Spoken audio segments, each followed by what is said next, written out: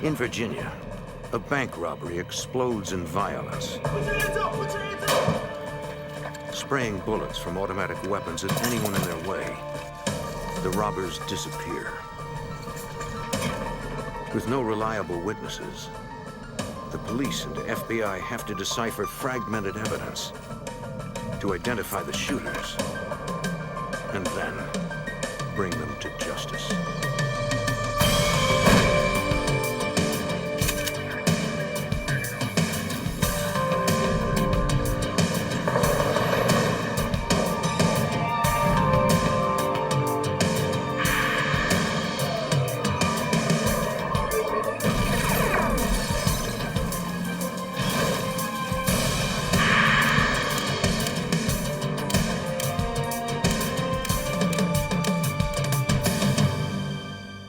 Hello, cruel world. My name is Dr. Shaham Das.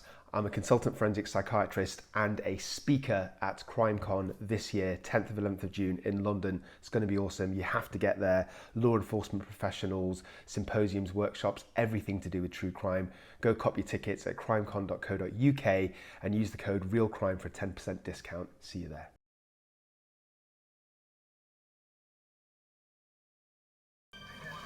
Despite what you see in the movies, most bank robbers come in quietly, pass a note, and slip away. They want cash, not bloodshed. But in Richmond, Virginia, a pair of gunmen entered a bank with their guns blazing. I'm Jim Kallstrom, former head of the FBI's New York office. The raw violence of the crime shocked even the most seasoned investigators, who vowed to catch them before they struck again.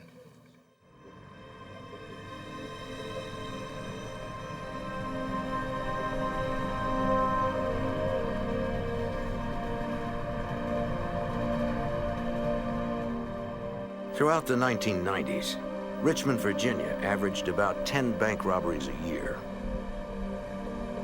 Prior to 1997, not one of them was fatal. On the morning of January 30th, 1997, the employees of a small bank on the east end of the city began the day's business.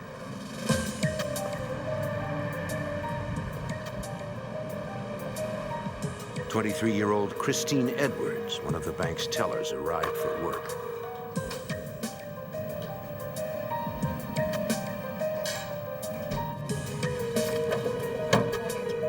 Her colleague, 21-year-old Tracy Freeman, was already there. Allison Davis, a customer service representative, and Richard Hartman, the bank's security guard, also began their day. Stephen Reed, a regular customer, arrived shortly thereafter. He entered the bank as the tellers finished setting up and was greeted by Hartman. Good morning. How may I help you, sir? No one saw the two men slipping in the bank's rear door. First National Bank, how may I help you? Oh, yes. When the men struck, they did so swiftly and without mercy.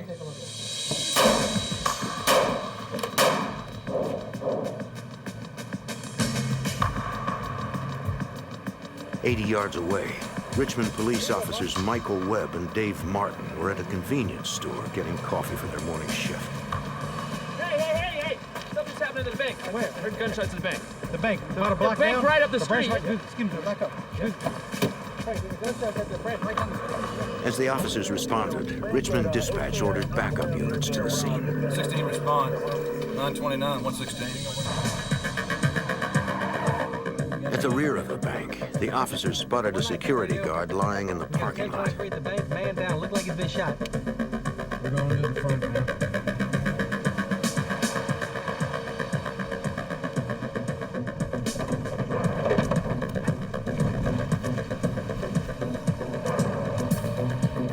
Officer Martin guarded the front as Webb went to check on the guard. He was still alive. Barely. Webb called for an ambulance. 119 EMP now. Then, two armed men emerged from the bank. Stop! 119, 10-5 to 119W. Going all right. Shots are being fired, Johnson. Webb emptied his clip. The officer knew he was pinned down and outgunned. They stopped shooting, I stopped shooting, and I just knew these two guys were gonna come each side of the vehicle after me. I changed magazines and sat there and waited for a couple of seconds. But the gunman never came for him. Officer Martin left his position to back up Webb, but the assailant surprised him.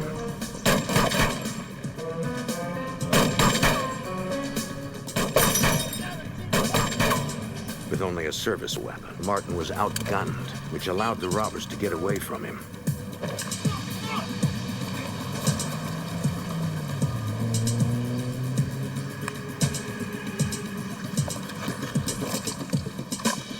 All the officer could do was report their position as they escaped across the cemetery. Got a black male running with black jacket toward Divertown Road. 2 men. The Richmond officer saw a cloud of red dye, the sign that the gunman had stolen a bundle of money containing a timed dye pack. The men leapt over the next wall, and the officer lost sight of them. The dispatcher forwarded the information to the Henrico County Police Department. Officer Martin searched the neighborhood, knowing 2 men with automatic weapons could be around any corner, but found no sign of the suspects.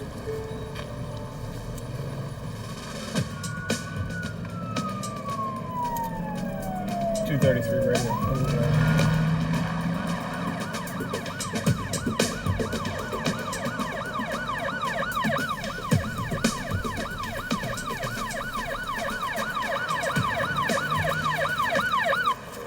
An Henrico patrolman arrived on the scene.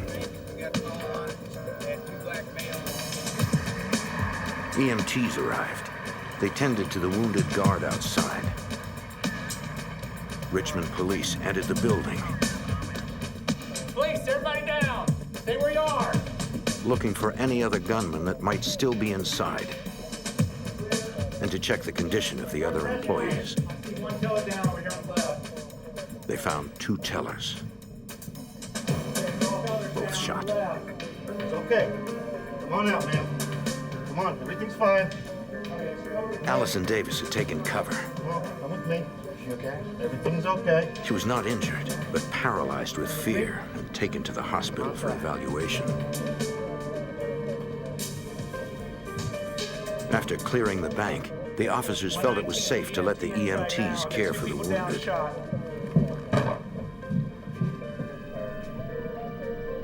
For teller Christine Edwards, it was too late.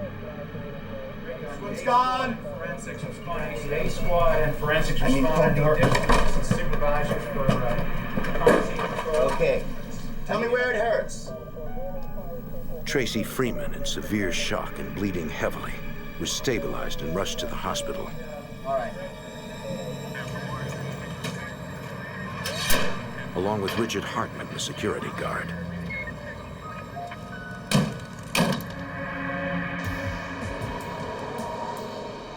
At the Richmond Police Homicide Division, Detective Tom Leonard was disturbed by the robbers' brutality. This was our most violent bank robbery that we can remember in our history. So our fear was they were in the neighborhood and we needed to get them off the streets. Leonard headed to the bank. Officers collected items dropped by the robbers when they fled, including a Lorson 380 semi-automatic handgun and the clip to a Tech 9, another semi-automatic weapon. A K-9 officer with a tracking dog began searching for the suspects. The dog followed a scent through the cemetery.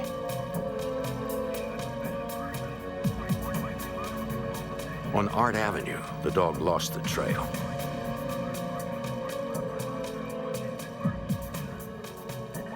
Henrico and Richmond police canvassed the neighborhood, asking the residents if they had seen any strange men fleeing the area. Rita? But no one saw anything suspicious. Detective Leonard arrived at the crime scene with an evidence technician.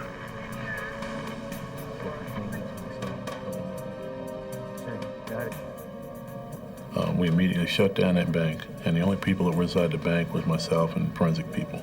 So as we went through the bank looking for forensic evidence that we could pick up and look at, we found a lot of spent shell casings, which were fired. We had some that were unfired. Those shells were 9mm, likely used in the Tech 9.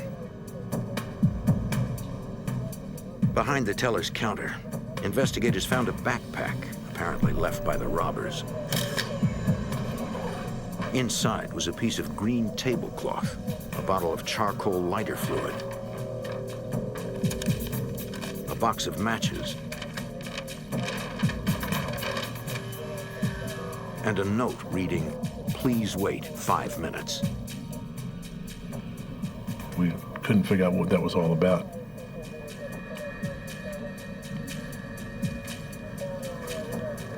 On the surface of the teller's counter, investigators spotted several boot prints.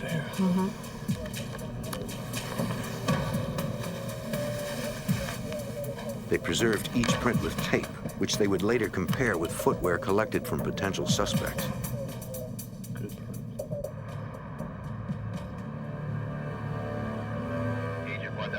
Because the bank was federally insured, police called in FBI Special Agent Wayne Waddell from the Richmond field office.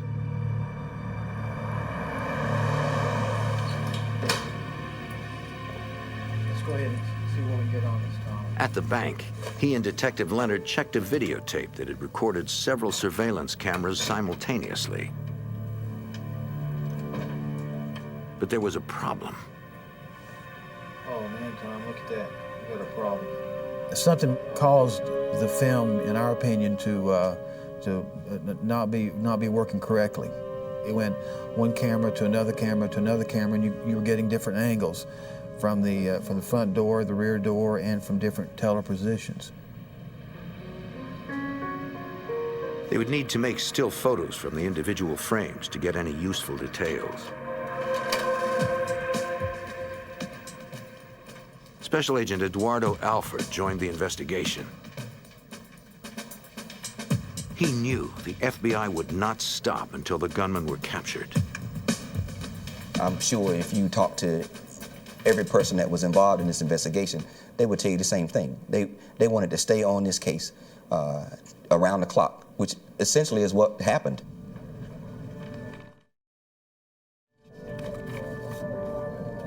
Evidence collection at the bank lasted for hours. Later on in the evening, at around 5:30 or 6, we received word that Henrico County had received a report of a break-in. I went over to the break-in site. It was on Art Avenue, across from the cemetery, not far from where the K-9 unit had lost the trail of the suspects. We didn't know if it had anything to do with the bank robbery or not.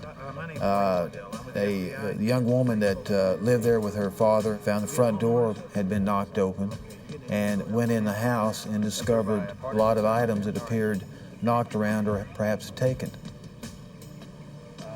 When Special Agent Waddell went inside, a Henrico officer pointed out a hole in the ceiling. It appeared someone had stepped through from above. They feared someone might be hiding in the attic.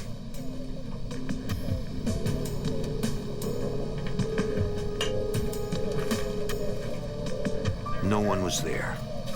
They searched for evidence. Investigators found a pair of boots. They also found a backpack and a coat.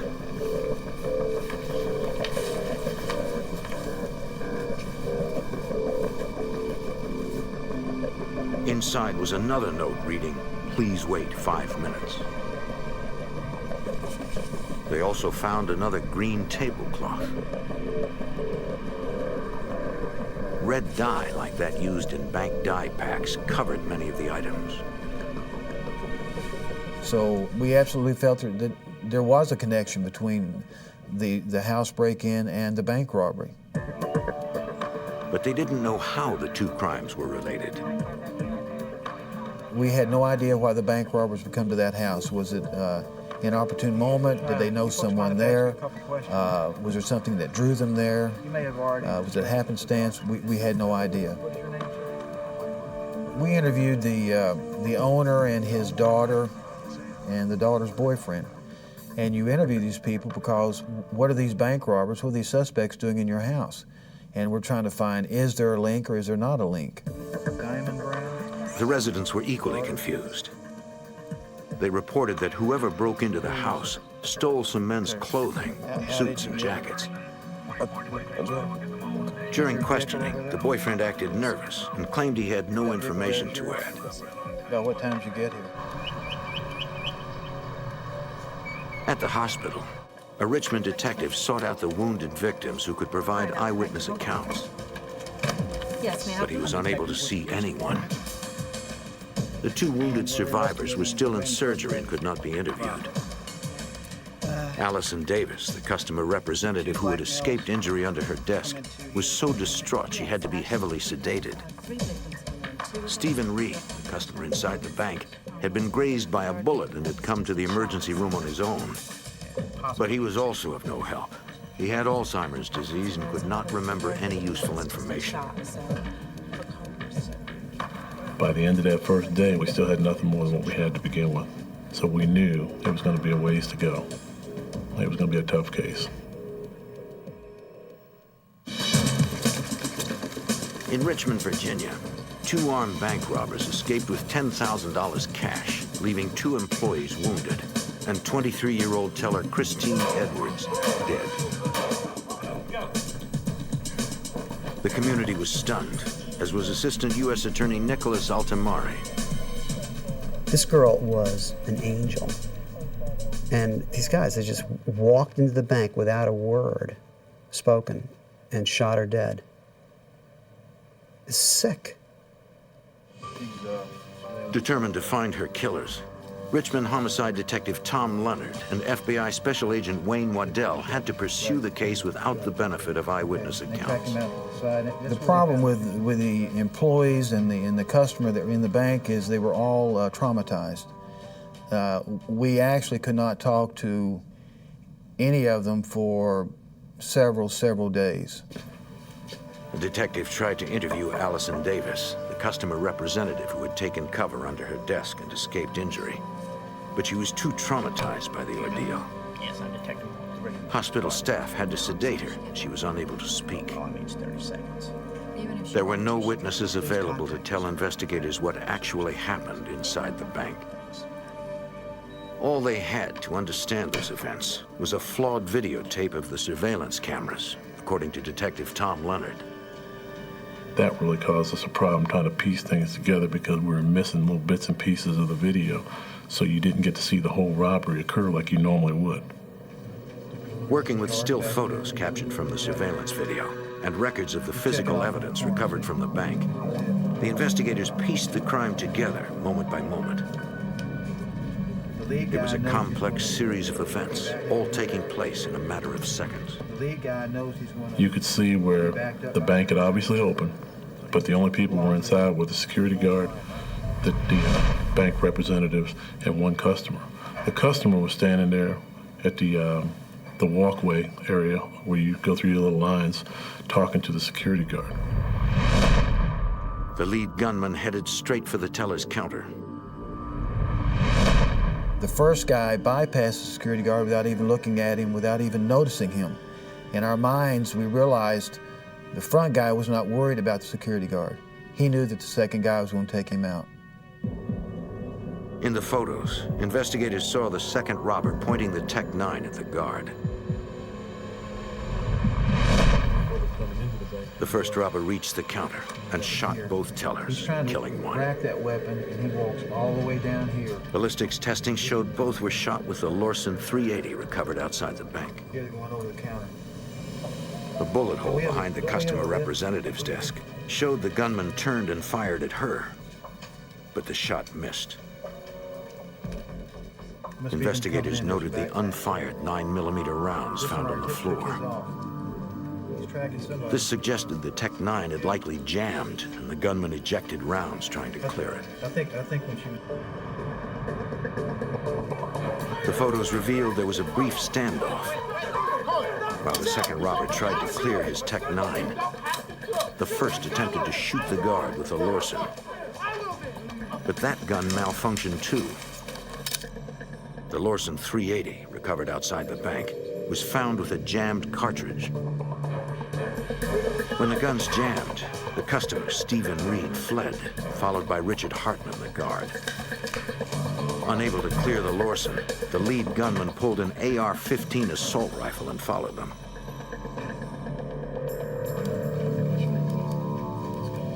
Spent shell casings and bullet strikes found outside supported witness statements as to what had happened next in the bank's drive-thru. One witness saw a gunman chasing the fleeing customer.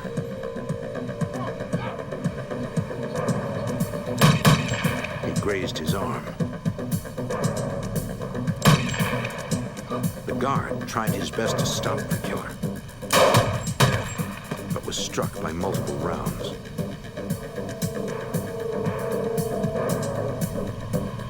The gunman returned inside. Hartman was still alive.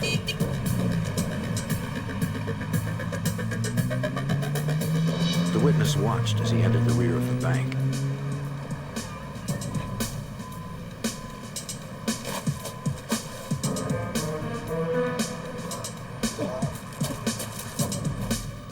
He pulls open that back door, the wooden door, right? Investigators realized Hartman had risked his life trying to draw the robbers out.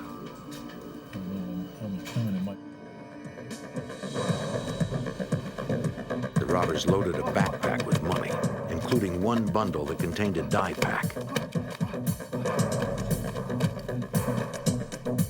The guard approached, fired, but missed.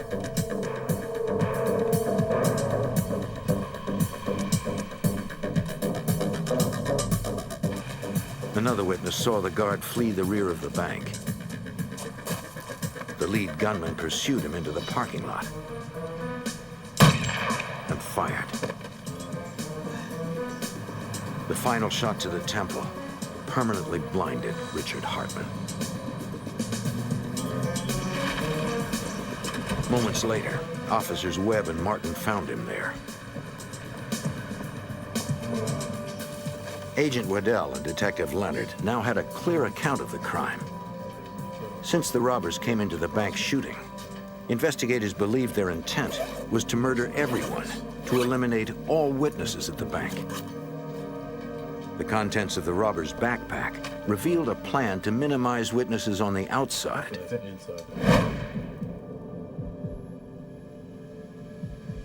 The tablecloths and the note were, I think, to be put over the doors to ward off anyone coming up to the bank.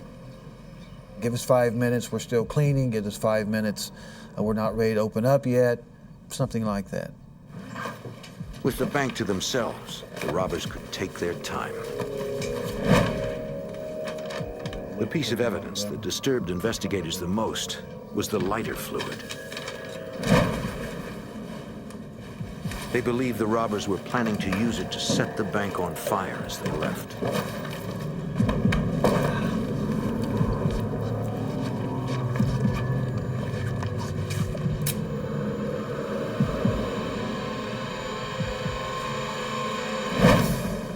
Investigators knew they were dealing with especially violent criminals who acted with no remorse. We needed to get them off the streets.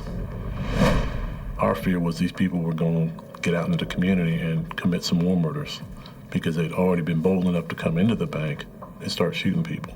And we'd have to gunfight with these people to try to catch them later. And the criminals were well armed.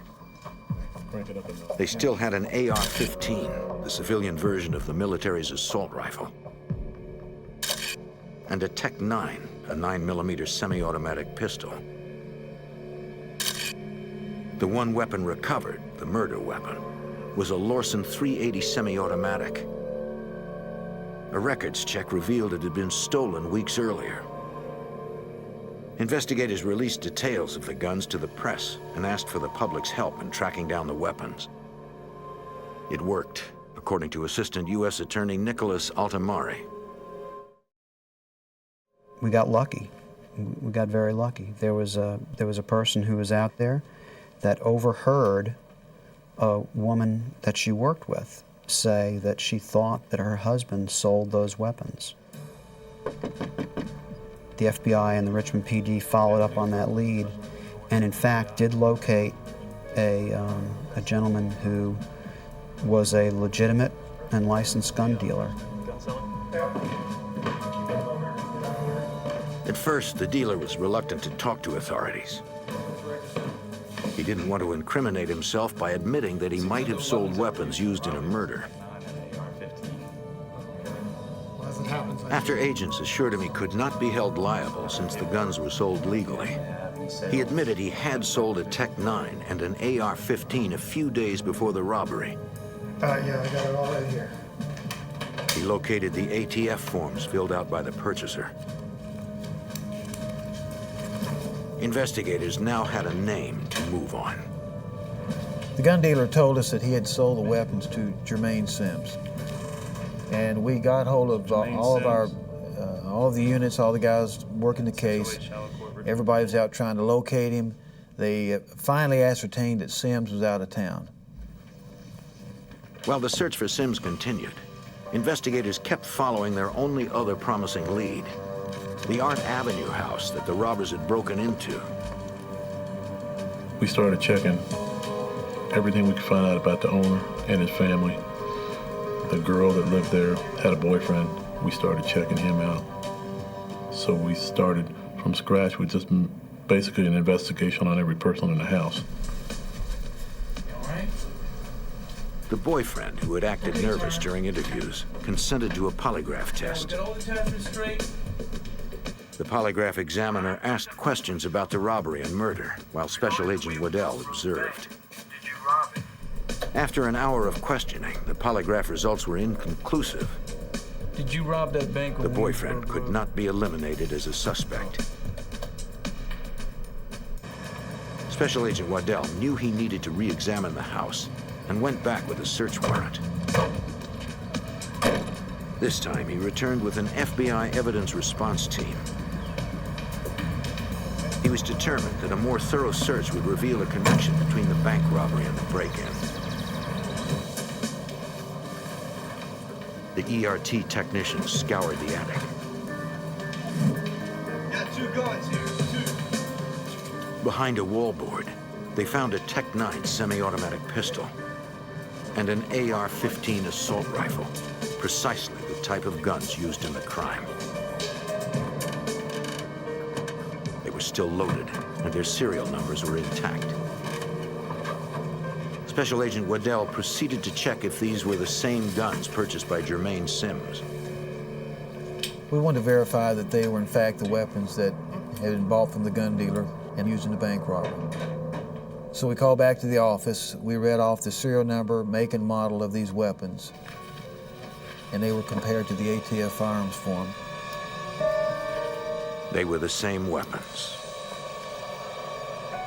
A ballistics expert compared slugs recovered from the bank to slugs fired from the recovered AR-15.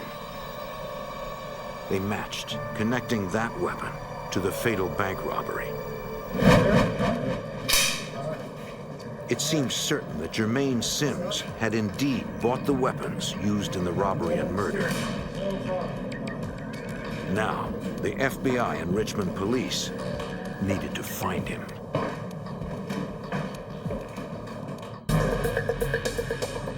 In Richmond, federal agents determined 2 weapons used in a deadly bank robbery were purchased by a man named Jermaine Sims. Agents could not find Sims, but a background check revealed he was receiving government assistance. They followed up on that lead. At the Social Services office, an administrator confirmed that Sims regularly came in to pick up food stamps. She flagged his name on their computers and agreed to page the FBI the next time the suspect showed up. First name. Yes. Afternoon, ma'am. This is Special Agent Thorson. Agents went to the address listed on the ATF form and spoke to Sim's mother. Yes. Is your man home? She hadn't seen her son since she kicked him out the previous week.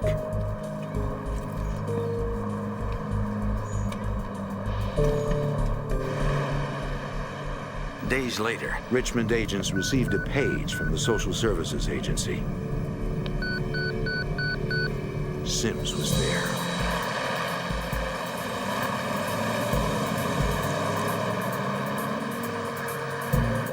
Okay, whatever. It's just a matter of pulling your check up. And The administrator stalled Sims until the agents arrived. They hoped he didn't suspect anything.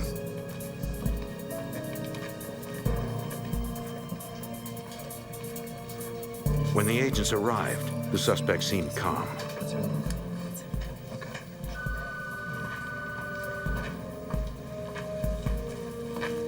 Excuse me, sir. Special Agents FBI. I need you to come with me. They asked Sims to come in for questioning. Reluctantly, he agreed. Good and clear. Go ahead and thank her for me. They took him to a nearby police station where investigators tried to get him to talk about the guns. But interviewing the suspect was no easy task, according to Assistant U.S. Attorney Nicholas Altamari. Sims was a difficult person to deal with. He was a person who was filled with hate and hostility. He didn't want to be there. He didn't want to certainly cooperate with us. We were dragging bits and bits of information out of him, and he was really only providing us information that we already knew. We were having a lot of trouble bringing him to the table, so to speak. Sims denied any involvement in the crime, stating he was at his girlfriend's apartment at the time of the robbery. Who lives there with him? Over several hours, Altamari kept pressuring him until finally Sims admitted he had bought the AR-15 and the Tech-9 with the intent to sell them later for a profit. He said he stashed the weapons at a friend's house, a man named Ra, but claimed he couldn't remember the address. That street called Main Street. Instead, he gave directions. Now, who else is this guy Ra? The interview continued while Special Agent Wayne Waddell tried to confirm Sims' story. Sims told us where this house was located and described the house to us. We went to the locations. We could not find the house. Determined, Altamari confronted Sims with his deception. Do you think you're dealing with a bunch of amateurs here? But Sims maintained his story that he still knew nothing about the bank robbery. You've already told me that. By then, authorities had located Sims' girlfriend, who supported his alibi. But investigators had strong evidence connecting him to the crime. You're going to jail for the rest of your life. He was informed that he was under arrest for bank robbery.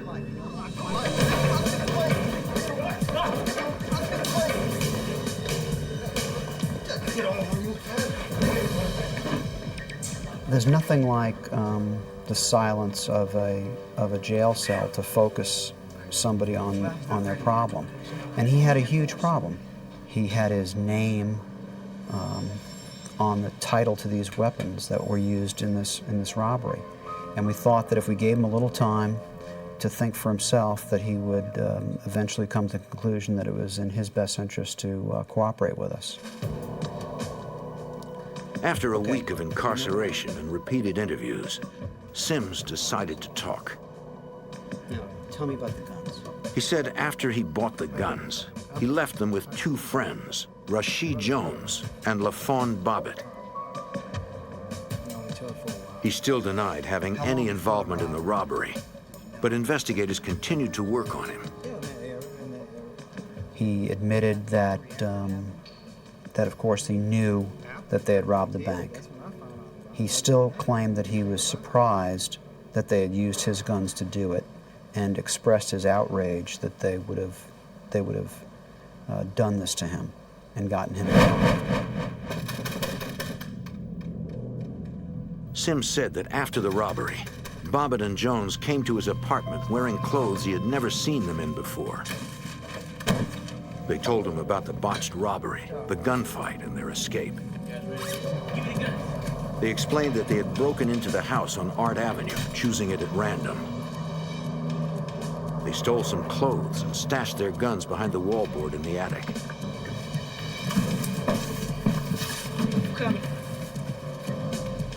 As they were leaving, Jones accidentally stepped through the ceiling.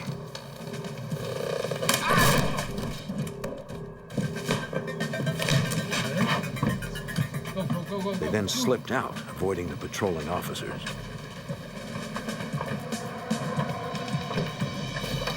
They had the money with them, but it was stained red from the dye pack. Police records revealed that LaFawn Bobbitt had 11 prior convictions and was free on bond from charges related to grand theft auto. Rashid Jones had 7 prior convictions, including grand larceny, and was on parole. Investigators reduced the charge against Sims from bank robbery to conspiracy. Now, with the identity of the killers in hand, the real chase could begin. After a 1997 bank heist that left one teller dead, Richmond, Virginia authorities believed they had identified the gunmen as LaFawn Bobbitt and Rashid Jones. They had no idea where to look for Jones, but they did set up surveillance at Bobbitt's last known address. Been in it for a while. Yeah. Assistant U.S. Attorney Ken Melson was determined to apprehend these men as quickly as possible. We had to get these 2 cold-blooded killers off the street as soon as we can, so we would eliminate the possibility that they could do the same thing again and someone else would get killed. And yet we had a lot of work to do collecting the physical evidence, getting it analyzed by the lab. They needed more time to build the federal case, but could not afford to have 2 killers on the loose. Prosecutor's office in Henrico County to charge Bobbitt with the burglary, the breaking and entering of the Art Avenue address. With respect to Jones, he was in violation of his parole, so we got a warrant for a parole violation. Special Agent Wayne Waddell received the go-ahead to bring in the fugitives on those charges. We had 2 agents watching LaFawn Bobbitt's house. The 2 agents were Paul Messing and Eddie Alford. Call Waddell. And we finally get authorization to arrest LaFawn Bobbitt. I get hold of Messing and Alford. They tell me that Bobbitt has just left his house. All right, thank you. The agent told the surveillance team to follow Bobbitt, then headed off to back them up.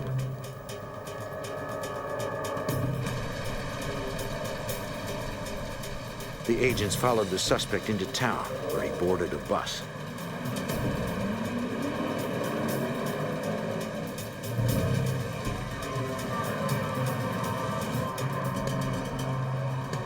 They kept in contact with Special Agent Waddell, updating him on their location. 302, 304. Soon, Waddell caught up. They decided to arrest Bobbitt at the next bus stop. Bus is right in front of me. All right, 10-4, I'm getting ready to come around you right now.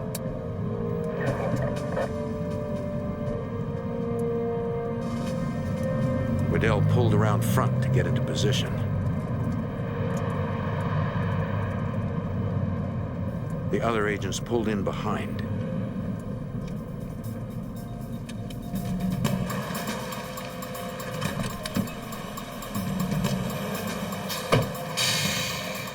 When the bus stopped, the agents were ready.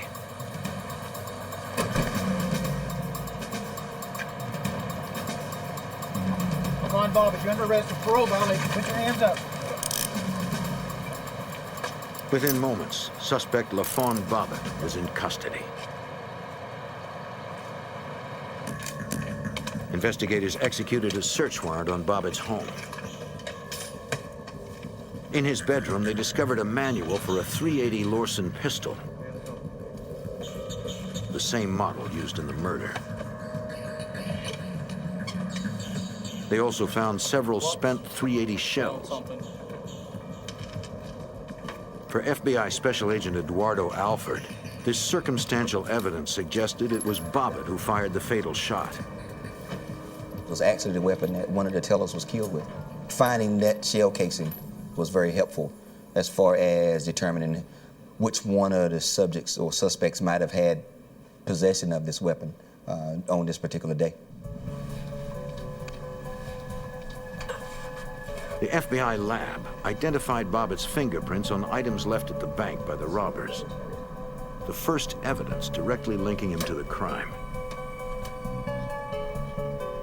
Technicians at the FBI's Question Documents Unit compared the boot impressions found at the bank with boots recovered from the Art Avenue house and from Bobbitt's home. One of the latent footwear impressions was consistent with a boot that was left at the Art Avenue address. Another latent was found to be consistent with a boot found at Bobbitt's house at a later search. And so that circumstantially, again, not conclusively, but circumstantially placed Bobbitt and his apparel in that bank. The boots found in the attic likely belonged to Bobbitt's alleged partner in the crime, Rashid Jones. Federal prosecutors now charged LaFawn Bobbitt with the bank robbery and murder, but investigators still needed to find Rashid Jones. 3 months after the crime, authorities received a tip from a store clerk. He reported a customer had attempted to pay with dye-stained bills. The clerk refused to accept them. Mr. Jones had been in that particular area in the south end of Richmond trying to exchange some of this money.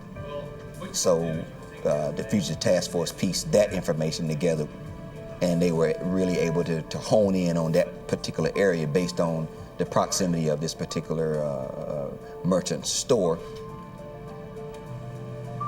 The FBI focused on that neighborhood, working all of their contacts. The effort paid off. The information that came in was from just a reliable source of information.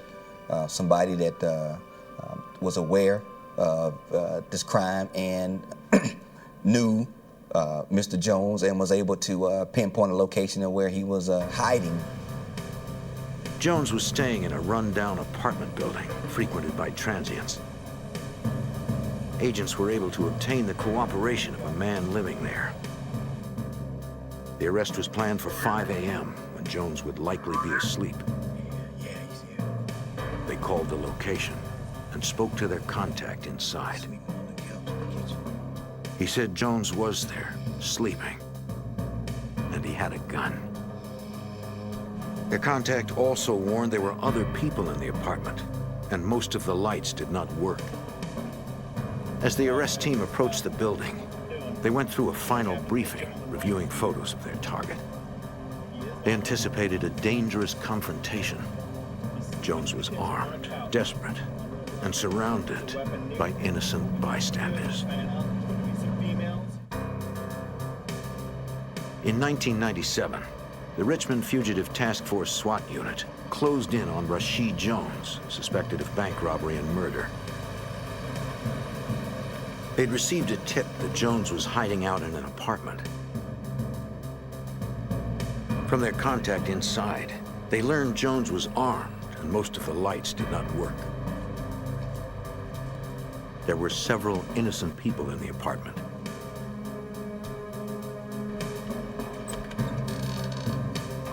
The building was dark and foreign, complicating an already difficult challenge in which SWAT had to take down an armed fugitive while protecting innocent bystanders.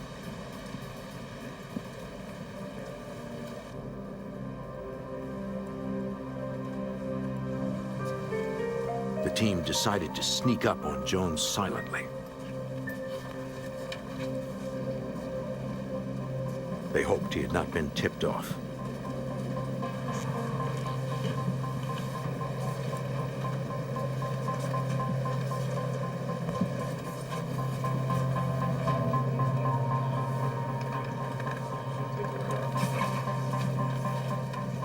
When they reached the target apartment, an agent phoned their contact inside. FBI, we're here. The contact was escorted out of the building.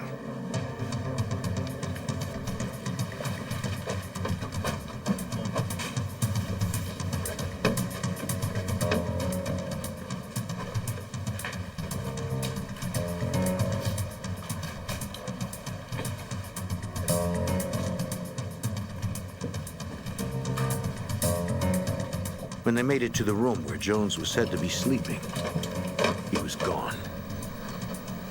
So was his gun. Tension mounted as SWAT began searching the rest of the apartment.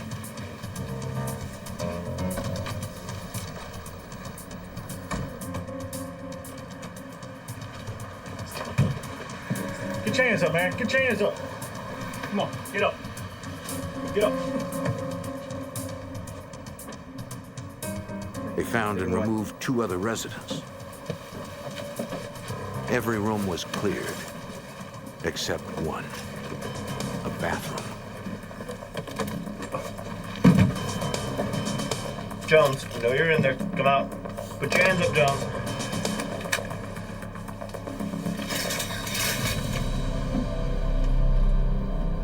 That's him. Let's go. To the team's relief, Jones was unarmed and surrendered without a fight. The manhunt was over. Get on, sit up. Agents searched for his weapon. They discovered it in a closet, its firing pin broken. Had the gun been functional, the arrest might not have gone so smoothly. Jones was immediately charged with probation violation and later for the bank robbery. On February 25, 1998, the trial of Rashid Jones and LaFawn Bobbitt began. But it would not be an easy case. Assistant U.S. Attorney Ken Melson and his prosecution team were unable to use any of the people in the bank as witnesses. None of them could really testify for us because the guard was blind as a result of being wounded. One teller was dead. Another one had never had the opportunity to even turn around to see anything. And a third employee was unable to testify because she didn't see anything. She was under a desk during most of the robbery. Melson found a way to deal with the lack of witnesses by commissioning a digital recreation of the crime. We had to stand in for them digitally and show the jury what happened inside that bank. We were the witnesses' voice to the jury during the trial so that they could be involved and experience the agony of the victims, experience the moment of the bank robbery. And that would give them not only the true feeling of what went on in the bank, but the true carnage and intent of the defendants. After hearing 6 days of testimony, the jury convicted both gunmen on all charges. Assistant U.S. Attorney Nicholas Altamari. In the trial, they sat there smug as all get out. And it wasn't until after they were convicted that you could really see them start to worry, because then it was about them. Then they were worried. Bobbitt and Jones were each sentenced to life in prison without the possibility of parole. Jermaine Sims, who purchased 2 of the weapons used in the robbery, was convicted on conspiracy, accessory before the fact of murder, and several weapons violations. He too was sentenced to life without the possibility of parole. As the victims and their families continue to heal, they and the city of Richmond know that Jones, Bobbitt, and Sims will never be a threat to anyone again. 2 deadly fugitives are on the run from justice. Authorities follow an electronic trail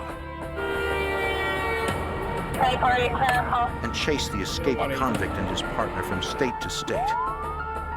The suspects are moving fast, determined to avoid capture. The police and FBI must track them down before they take another life.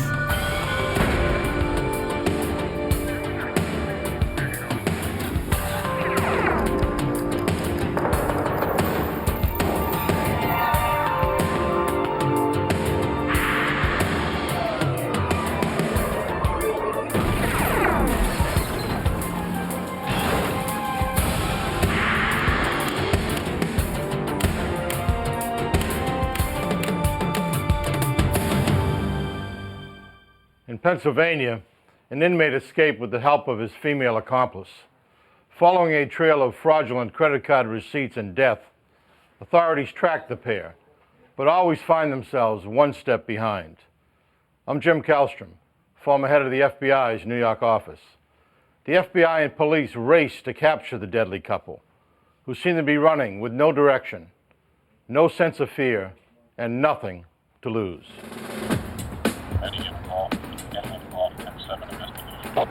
10-7 investigation, Eddie involved.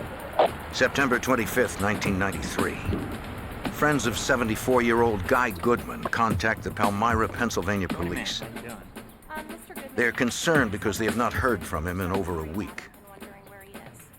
Goodman's landlord meets an officer at his rented house. You have a key for the door there? I do. Okay, let's go check it out. Okay.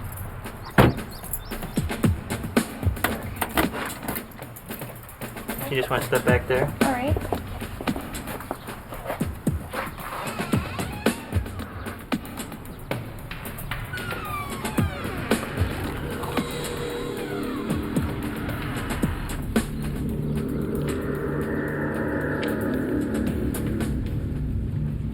The officer observes shards of broken porcelain on the floor and dried blood on the floor and walls. Blood spatter trails down the hall and leads to the basement stairs.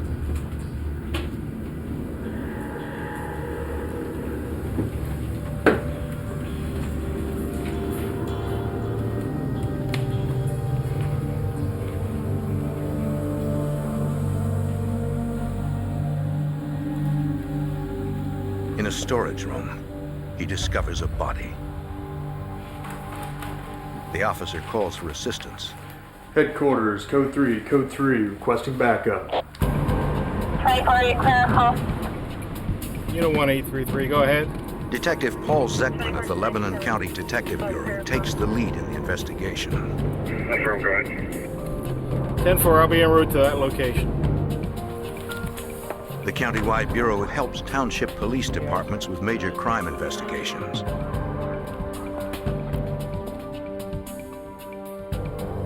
It was evident that the house had been ransacked. The kitchen drawers were open, things were strewn around on the floor. Going down into the basement area, you could see drag marks led from the stairway to a small storage room. The crime scene is gruesome. The victim's hands and feet are tied behind his back. Several layers of plastic bags, sheets, and blankets enshroud his head. Coverings are tightened at his neck with makeshift bindings. These items were either duct taped or tied with electrical cords. The plastic bag was duct taped over the cloth covering. Hoping to find a trace of the perpetrator, crime scene investigators carefully process the house. They dust every surface for latent fingerprints and collect a roll of duct tape left on a table. Likely the same tape used in the bindings.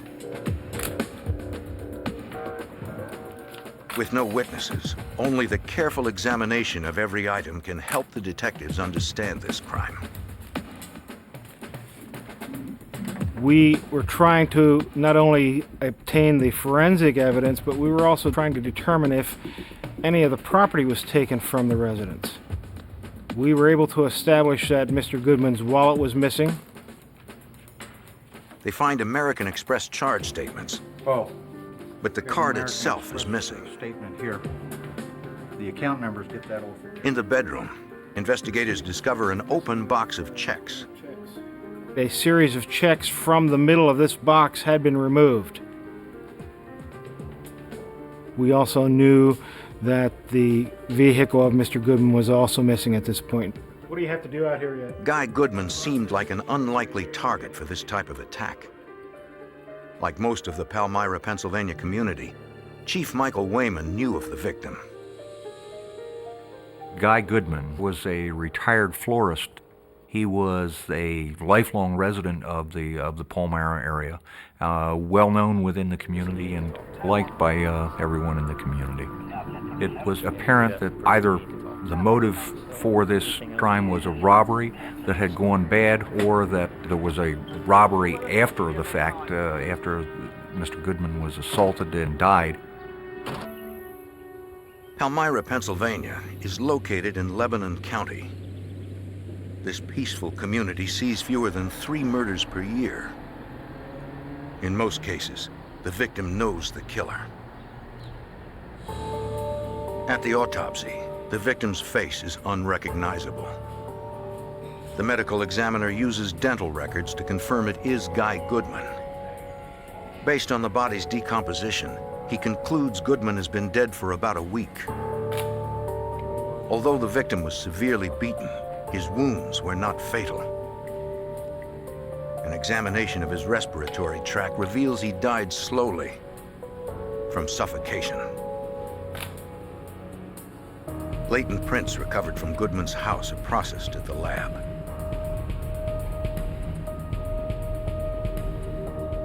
Examiners check the prints against local arrest records and find a match.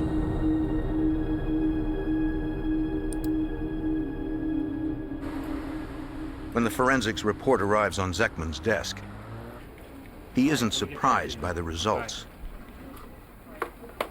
Fingerprints that we had obtained at the crime scene matched Bradley Martin. Zekman knows the name all too well. I just entered him as a wanted person, charging him with the escape from the county prison, so I knew he was on the run. Many of Lebanon County's inmates are part of a work release program. Bradley Martin, a repeat thief and drug user, is one of these work release prisoners. Over a week earlier, Martin used a 2-hour pass, a weekly perk of the work release program, to meet his new girlfriend, Carolyn King. 27-year-old King worked at a factory where she met the 21-year-old work release prisoner.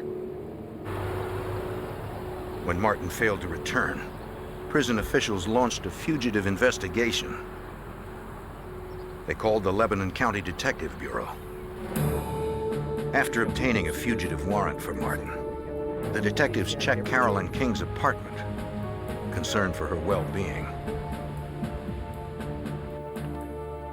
But King is not there, and they find nothing to indicate where she has gone, or even if she is with Martin. The detectives entered Martin in NCIC, the National Criminal Information Center. Once the murder of Guy Goodman is discovered, there is a greater urgency to find Martin than to determine if Carolyn King is unharmed.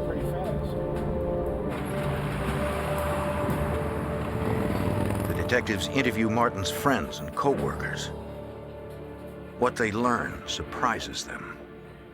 Through interviews, we were able to establish that Bradley Martin and Carolyn King were together several days after Guy Goodman was murdered. We were able to establish that they were together in the Palmyra area, and then it was just blank.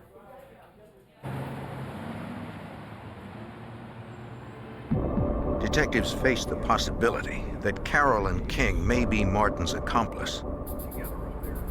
Earlier, when Detective Zekman ran a statewide background check on King, she came up clean. He tries again, this time using a national database. He learns she has a long criminal history, including theft and check forgery. She has outstanding warrants for her arrest and is also a suspect in 2 murders in Virginia. The detectives have no idea where the two suspects are. If they left town right after the Goodman murder, they have more than a week's head start. Detectives hope to track the suspects using the American Express charge card and the checks stolen from the victim's home. Okay, let me call the guy at the American Express Security Department. That's great. Detective Wayman asks American Express Global Security in New York to help. Joe Gannon, the chief investigator in Amex Security, works to assist the police. And I'll be back to you as soon as I can. Got it. Thanks. We flagged Mr. Goodman's account because he was the victim of a homicide, and the chances were that the perpetrators of that homicide were in possession of that card. A review of Goodman's account shows purchases made after Goodman's death. The transactions leave a trail that may lead to Goodman's killer. We discovered that the charges began in western Pennsylvania and continued out through the Ohio Valley, down into Iowa and Kansas, and then they turned north. And the last transaction we had on record was in Rapid City, South Dakota. Armed with a solid lead, the Pennsylvania detectives waste no time. They catch the next available flight to Rapid City, South Dakota. The killers had disappeared. But the victim's charge card had become the investigators' best informant.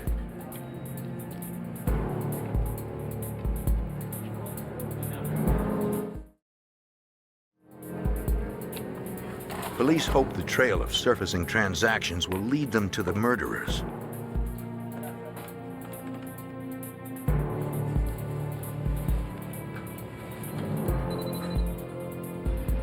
Within hours, the Pennsylvania detectives arrive in Rapid City. Accompanied by local police, they visit the last stores where the charge card was used. Interviews with clerks verify their suspicions. Up until this point, we were speculating that Bradley Martin and Carolyn King were the two people that were using Goodman's American Express card. Then, investigators catch their first real break. Some of the individuals were able to identify Bradley Martin as the user of the card. Some were able to identify Carolyn King as the user of the card. The revelation confirms their theory. It was no longer a whodunit. We knew for certain who had done it. Now it was a matter of changing the focus of the investigation to apprehending them. The Pennsylvania detectives circulate photos and detailed information about the suspects to all South Dakota law enforcement agencies. The Rapid City Police Fraud Unit, or Bunko Squad, tells them of an interracial couple who've been passing bad checks at local stores. Rapid City Police Department had a black and white bunco team who were trying to do a con game within the area. It was a black female and a white male driving a vehicle with Virginia plates. We knew that this fit the description of Carolyn King and Bradley Martin. We knew that Carolyn King had a vehicle with Virginia plates. We felt that they were there working in the Rapid City area. Driver's license registration, please. The Pennsylvania detectives assist as Rapid City Police pull over the couple in the car with Virginia plates.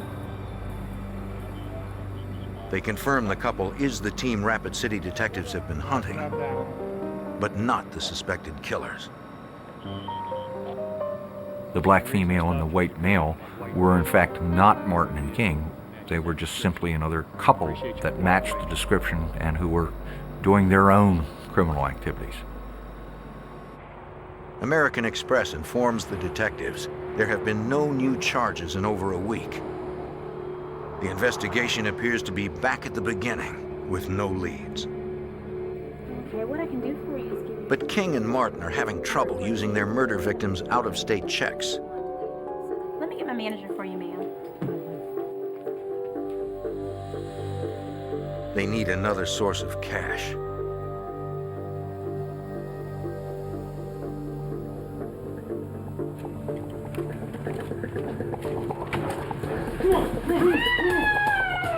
Their next victim, a 59-year-old woman traveling alone, Donna Martz.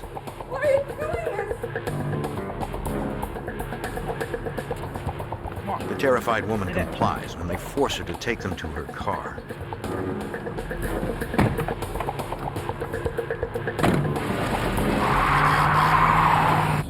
The next day, the Pennsylvania detectives learn that someone passed several of Guy Goodman's checks in North Dakota. The bank had cleared checks written in a number of locations in the Bismarck, North Dakota area. This supports the detective's theory. They had used the credit card. Now they were utilizing the checks stolen from Guy Goodman at the time of his homicide that further validated that they had to have been the persons who committed the homicide. Detective Allender, please. Zeckman phones authorities in Bismarck from the road. I'm Sergeant Zeckman from Lebanon County, Pennsylvania.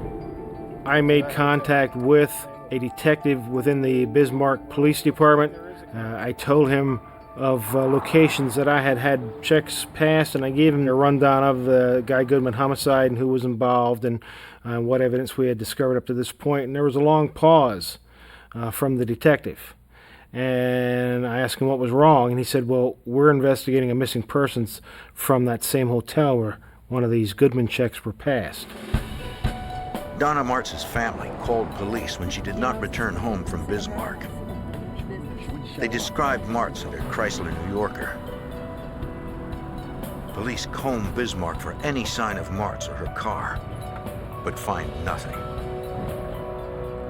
The detectives fear Martin and King have grabbed Donna Martz. The case has a new urgency. A woman's life is at stake. Police investigate the death of 74-year-old retired florist Guy Goodman, who was severely beaten, then murdered in his rural Pennsylvania home. Investigators determined that the victim's charge card and a book of checks were stolen. Fingerprints at the scene identified two likely perpetrators: 21-year-old Bradley Martin and his 27-year-old girlfriend, Carolyn King.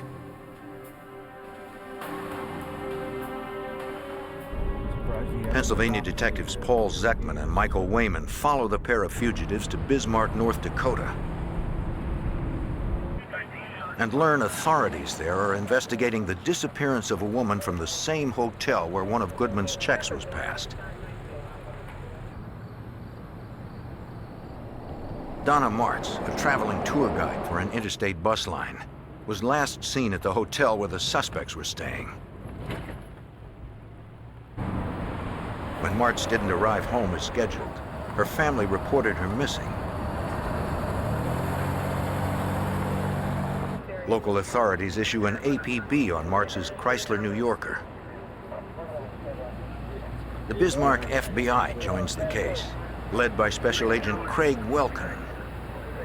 The FBI and the North Dakota Bureau of Criminal Investigation set up a task force which was joined by other agencies, including the Bismarck Police Department and the local Sheriff's Department.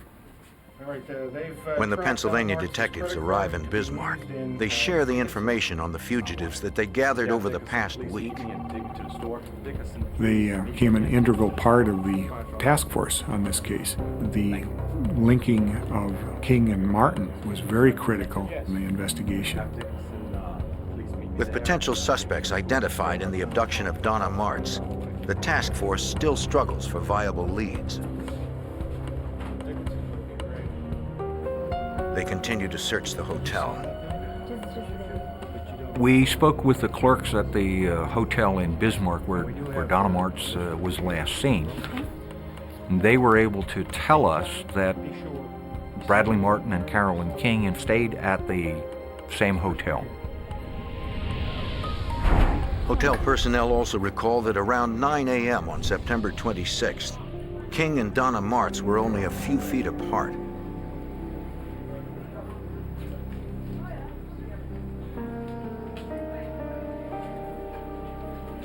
They were able to confirm that Carolyn King had been in the lobby at the same time that Donna Martz was in the small dining area having her continental breakfast. No one noticed Martz leaving the hotel with anyone, but investigators fear she's been kidnapped. Now they need to find out where the fugitives went next. Then, police discover Guy Goodman's car, abandoned, outside Bismarck. There is no sign of Donna Martz. And the search reveals only receipts from stores along the suspect's route and several unused checks bearing Goodman's name. Once again, the suspects have left authorities with no leads. FBI Special Agent Craig Welkin knows they must find Martz before her kidnappers decide to kill her. Everybody in an investigation like this is extremely busy. Lots of information coming in, including information that really is extraneous, but you don't know that at the time. So there's a lot of sifting and sorting of information, a lot of trying to prioritize and make sure that your primary emphasis is in the right direction to recover the victim alive and well and apprehend the suspects. Sleepless hours pass with no leads. Then, a break. Working with Donna Martz's bank, detectives learn her credit card was used in a shopping mall more than 100 miles away. She had no relatives out there. There was just absolutely no reason for her to go that way. The MO matches that of Goodman's killers. Martz's credit card started showing charges on it a day or so after she had gone missing. We were fairly certain that she was not the one doing the charges. The FBI dispatches teams to interview sales clerks at the mall. None of the clerks can positively identify Martin or King as the user of the card. But they are sure Martz did not make the purchases, which were for young men's clothing. When you're working the case, you become very much aware that the clock is working against you, particularly when you have a situation like this where we know that Guy Goodman was murdered. The next significant lead comes when Martz's account posts a withdrawal in Montana. It occurred days earlier at an ATM in the small town of Shelby. Montana FBI agents bring the ATM surveillance tape to the command post in Bismarck. Detectives Wayman and Zeckman positively identify Bradley Martin using Martz's credit card. It is the first definitive proof linking the suspects to Donna Martz. The tape confirms Martin and King traveled west, but there is still no sign of Martz. The evidence is building. Yet investigators' main concern is not prosecution, but finding Donna alive. And although we had an ideal that they were heading in a general direction of west, they could change that direction at any time. So it was very frustrating because we felt that there was a short time frame in which, if Donna Martz was still alive, that we would be able to apprehend them and save her. Special Agent Welkin knows they must speed up the process of tracking the victim's credit card usage. I contacted Ben Patty, a retired FBI special agent who was employed by a major credit card company issuing Donna Martz's card. At Visa's San Francisco headquarters, International Fraud Control Director Ben Patty agrees to help. Normally, when a cardholder uses their credit card, that bank that issued the card will not see that transaction information for 2 to 3 days. That's when it's posted, and the bank would then know where the transaction occurred. Craig Welkin was really wanting to find out when the card that belonged to Donna Martz was used in real time, which we could not do. with the systems as they were at that time. To locate the suspects the instant they use the card, Visa must create a complex reporting system for a single credit card. But Donna Mart's life is on the line. We contacted the systems people in the computer center and explained to them what we wanted. They said, okay, we'll go into our systems, make the necessary changes in the mainframe computer so that this specific cardholder number could be captured as it came through our systems. The programmers estimate it will take at least 24 hours to create and implement the new program.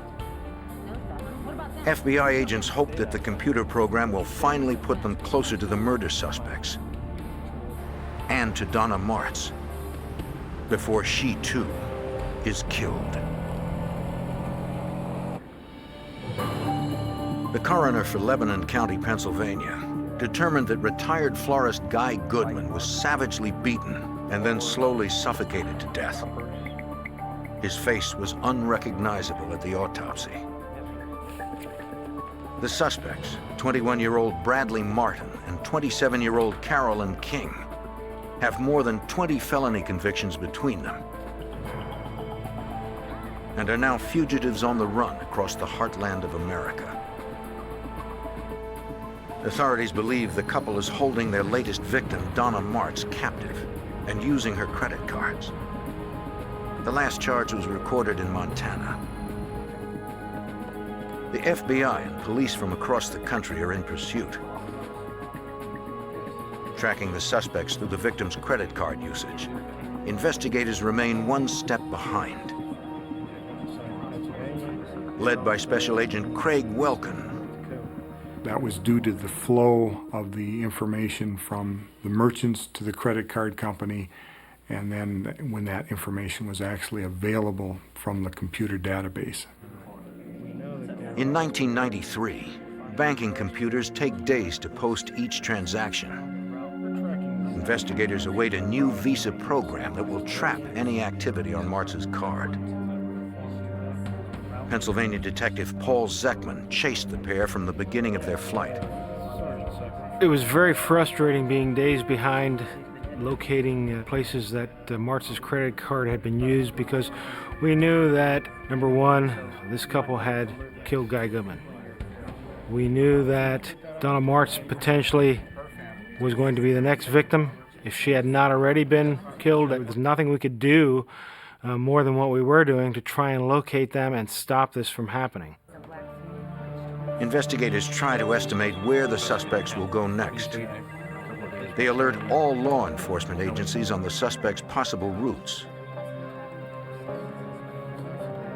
They post descriptions of the suspects in their vehicle in the National Crime Information Center's nationwide database. We entered both Bradley Martin and Carolyn King in NCIC. They were also entered in as kidnapping suspects. In addition to that, regional messages had gone out to all the police departments to be on the lookout for Donna Martz, Carolyn King, or Bradley Martin. If any police force in the country runs into the couple, the Bismarck Task Force will be notified. To further increase their chances, investigators fax descriptions of the suspects and the victim to police agencies along Martin and King's likely routes. But there are no incoming leads beyond the sporadic credit card purchases.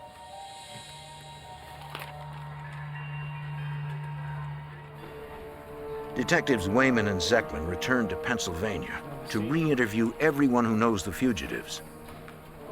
They hope Martin and King have made contact with someone back home.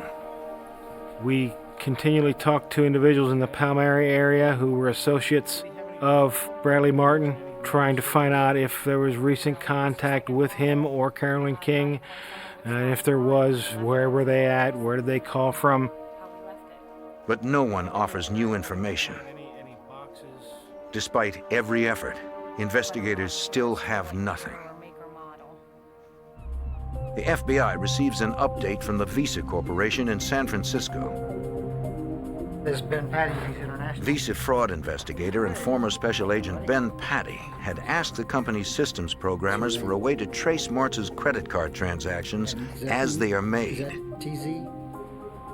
And I told the FBI, and we set up a system of contact between our systems people in Virginia, myself, and then the FBI, and their command post. After the system was in place, the first transaction that came through was a service station gas transaction in Southern California. It was in Los Angeles several hours earlier. Investigators are closer, but still too far behind. While the task force notifies authorities in the LA area, Visa gets another hit on Donna Martz's card. The transaction came through our systems in real time. As soon as it came through the systems, we notified the FBI's command post, and it would have been within our 2-hour time that the transaction actually occurred. Then a transaction is made at a hotel in National City outside San Diego. Agents at the command post contact the FBI's San Diego field office. And the lead goes to Supervisory Special Agent Sam Stanton. We received information that the Donna Martz credit card had been used at the hotel in National City. So immediately I dispatched agents over to the hotel off Interstate 5. Agents interviewed the manager and the security guard and employees at the hotel and was able to determine that a couple matching Martin and King had stayed at the hotel using Donna Martz's credit card. But the couple checked out 2 hours earlier, paying for the room with the Visa. Police officers and FBI agents swarmed the area, checking hotel parking lots, convenience stores, and gas stations for Donna Martz's Chrysler New Yorker or any sign of Martin and King. Special Agent Stanton knows finding the car is a long shot, especially when that car has a 2-hour lead on authorities. Of course, San Diego's a very large city, and to try to find a vehicle in a city that size would be almost impossible. But we did put out an all-points bulletin and notified the state judicial police and the federal police in Mexico and the Border Patrol, thinking that maybe the individuals were headed toward Mexico. The Tijuana border is the busiest in the world. In 1993, nearly 40,000 Americans cross into Mexico every day without having to show even an ID.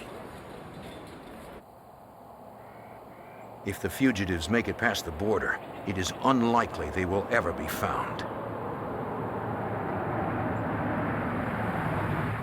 All right. I know it's been a couple of days, but have you heard from Brad or Carolyn? Wow. Then, the Pennsylvania detectives finally catch a break that narrows the search. What did he have to say? According to Chief Michael Wayman. We received information from an associate of Bradley Martin's, indicating that they had received a phone call from Bradley, and that Bradley was in San Diego, that he was with Carolyn King, and that they were headed back towards Pennsylvania. We took that information. We notified the San Diego office of the FBI, and they in turn notified the California Highway Patrol. The fugitives made the call as they checked out of the hotel in San Diego. Martin and King still have a 2-hour lead, but authorities continue closing the gap. Soon a hunch and a bit of luck will bring the investigation to a violent and dangerous conclusion. Fall 1993. Authorities chase Bradley Martin and Carolyn King, suspected of murder in Pennsylvania and kidnapping in North Dakota. Investigators from both states are frustrated that for weeks they have been one step behind the suspects. They hope to find the pair before the abducted woman, Donna Martz, is killed. Then a new program created by the Visa Corporation at the FBI's request puts investigators only 2 hours behind the suspects. Someplace. Investigators learn the two have just checked out of a San Diego area hotel. Based on their checkout time and the tip that the fugitives are heading east, FBI agents try to estimate their position. Special Agent Stanton has a hunch that the suspects will use Interstate 8, the southernmost highway going east. He determines that Martin and King will soon be approaching El Centro, California, near the Arizona border. I called Agent Paul Vick in the El Centro office of the FBI and asked him to send out an all-points bulletin. Stanton hopes he has picked the right route, as El Centro Special Agent Paul Vick takes it from there. I called the California Highway Patrol dispatchers and asked them to broadcast the Martz's car description. Wanted for murder that just left a hotel in San Diego, and we suspect they might be headed east on Interstate 8 and even stopped. The all-points bulletin about 187 suspects, police code for murder, is transmitted to every officer on Interstate 8, including California Highway Patrolman Richard Chambers. CHP unit, El Centro, continuing standby copy information on 187 suspects possibly en route to El Centro. I went and checked my section of the freeway like I normally would in the beginning of my shift, and I went west on Interstate 8. As Chambers drives, he receives the suspect's descriptions. First suspect is a Bradley Martin, white male, 6 foot 160. Second subject is a Carolyn King, black female, wanted by the FBI. Within minutes, Chambers believes he has spotted the car. I was driving west on the freeway through the desert, and there's not that much traffic. I saw the car go by eastbound, and I believed it matched the description. But Chambers cannot see the car's license plate. I wasn't sure, so I made a U-turn through the center divider and overtook the vehicle and verified the license plate. And it was, in fact, bearing the North Dakota license plate that we had received. El Centro 160 and 84. I think I'm behind the 187 vehicle. Could you send me a backup car? Suspect in the vehicle looks like the black female driving. Dispatch advises Officer Chambers that there is no backup immediately available. 880, 10-8, Stevenson 880, 10-8 responding. Only one unmarked unit races to catch up to the suspects. That's Sergeant Riley responding to the pursuit, joining pursuit. Police know the suspects are desperate and probably armed. Two suspects, the black female driving. We'll attempt to contact DPS. 10-4, and they know I'm behind them at 60 miles an hour coming up on 186. 10-4 at 60 miles per hour coming up on 186. But so far, the suspects appear calm as they approach State Route 186. Report, they're going to head us south on 186 where it left. They're getting off 186. 10-4 southbound on 186. Chambers' backup is still several miles behind, racing to catch up.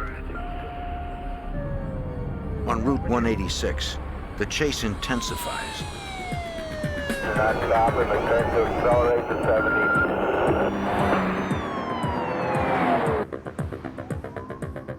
The suspects try to shake Officer Chambers, but he maintains pursuit, even as they escalate to 90 miles an hour. El Centro, notify YPD and DPS. Looks like we're going to be going Yuma and they go IA eastbound. Proceeding eastbound in Arizona. The suspects cross into Arizona with Chambers on their heels. Although a California officer outside of his jurisdiction, Chambers continues his pursuit. He relays information to Arizona authorities. Then, the danger increases. The male passenger did come out of the right front window with a handgun. They're shooting. They are shooting. Sound like they're shooting. Chambers stays on them, intent to capture the deadly suspects.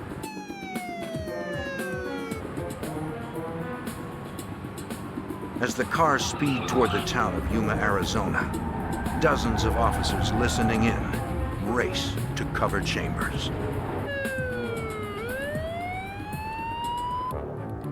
October 5th, 1993. California Highway Patrol Officer Richard Chambers engages in a high-speed chase with murder and kidnapping suspects Carolyn King and Bradley Martin. Near El Centro, California, the pursuit crosses into Arizona. Backup is responding. But as the suspects barrel toward the town of Yuma, Arizona, Officer Chambers is on his own and under fire. He knows he must capture the pair before they kill again.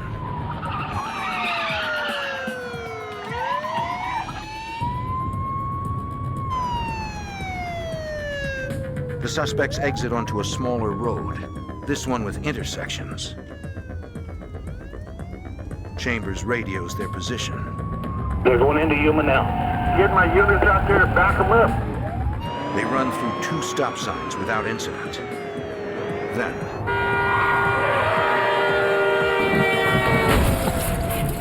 when they crash, the suspects flee on foot. I got out of my car and drew my pistol and ordered them to stop, and I told them if they didn't stop, I'd shoot, and at that time the female did stop. Then, Carolyn King orders Martin to stop. Hey, get down! You, call right there! And I was able to handcuff the female. I just had one pair of handcuffs with me at the time, and I held the male passenger at gunpoint until Yuma PD arrived. It was probably only a minute or two, but it seemed longer than that. When the backup officer arrives, he helps take the suspects into custody. Put your hands behind your back.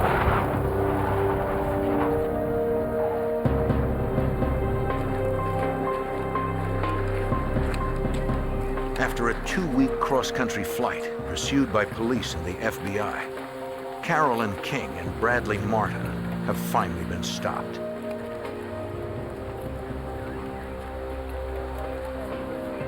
But investigators' first concern is the safety of the kidnapped woman, Donna Martz.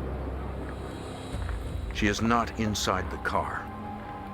On the floorboards lies the handgun Martin fired at Chambers. They open the trunk.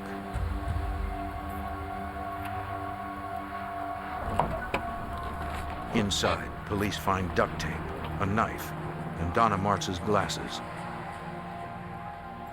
But nothing indicating where she is.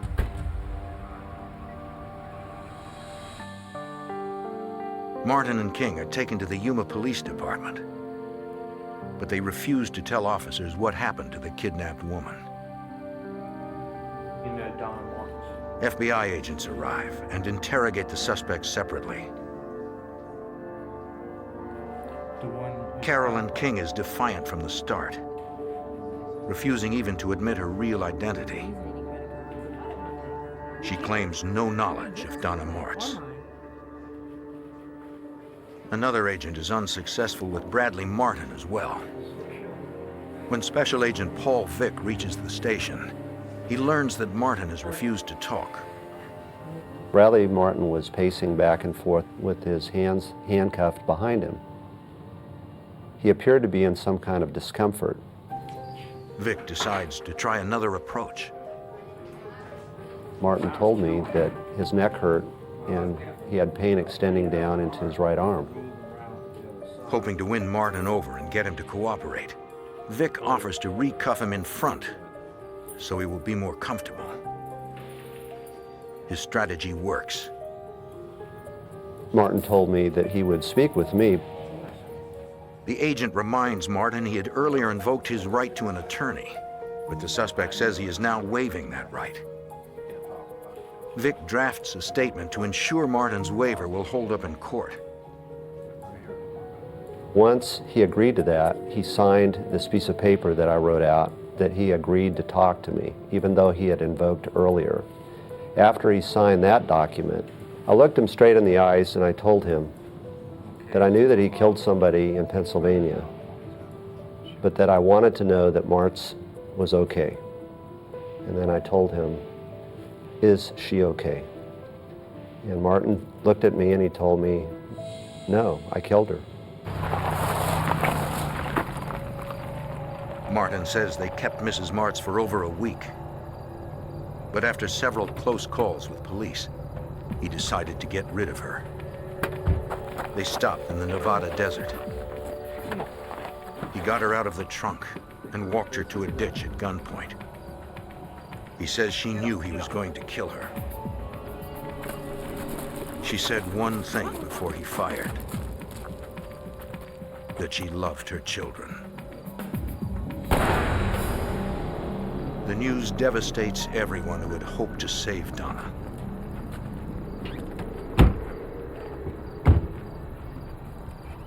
At the conclusion of the interview with Martin, we obtained a map which showed approximately where Martz could be located in Nevada.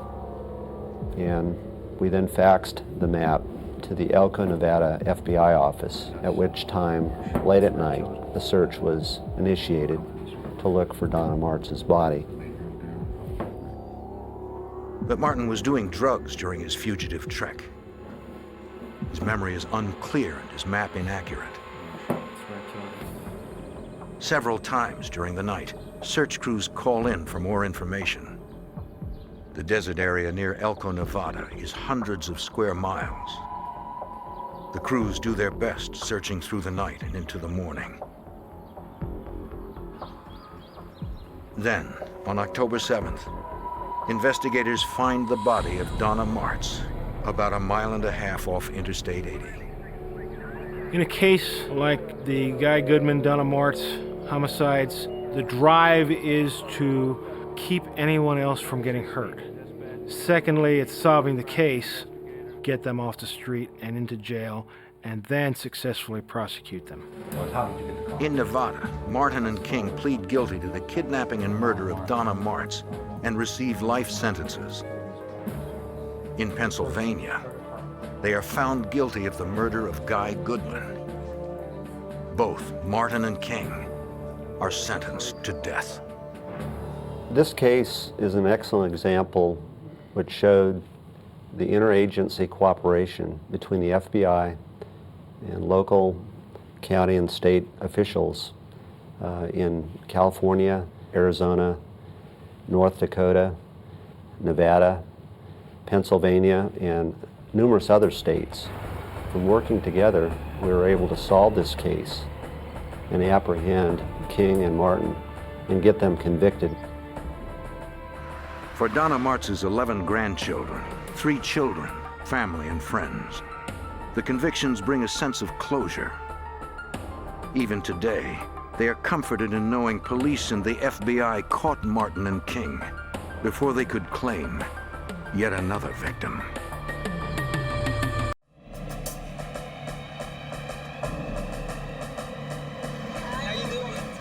A young man vanishes without a trace.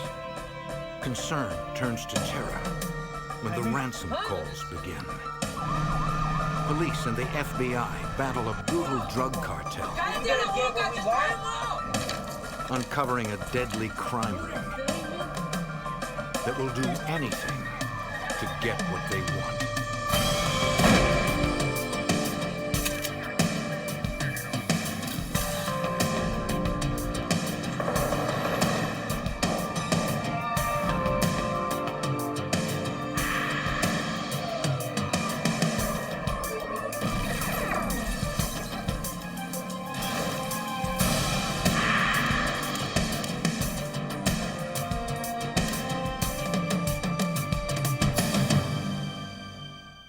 Chicago street gang thought they had figured out how to kidnap people for ransom again and again and never get caught. But their one mistake was they underestimated the Federal Bureau of Investigation. I'm Jim Kallstrom, former head of the FBI's New York office. Agents teamed up with one of the victim's brave relatives to break the ruthless gang who destroyed lives for profit.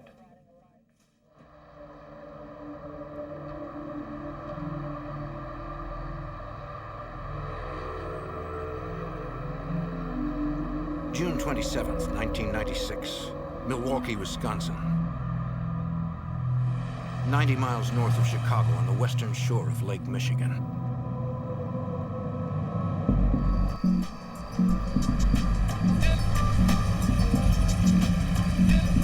"17-year-old high school senior Jaime Estrada and his cousin Roberto Alvarez pulled up outside a convenience store on the city's south side. Jaime went in for sodas, leaving Roberto in the custom Monte Carlo Jaime and his brothers owned. So what's going on tonight? The store was a popular hangout where they often met friends. When Jaime came out, he spotted a girl he recognized.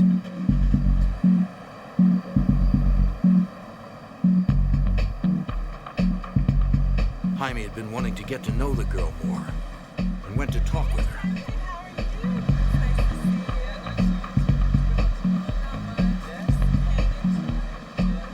A star catcher in local baseball leagues, Jaime was a popular kid.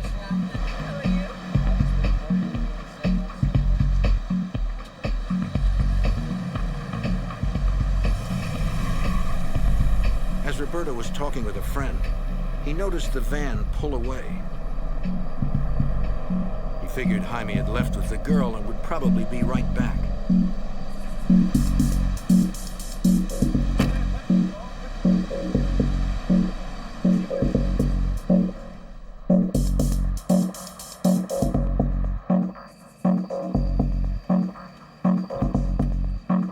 When Jaime had not returned after more than an hour, Roberto began to worry.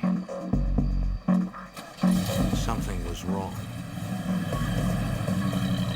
So Roberto decided to see if Jaime had gone home.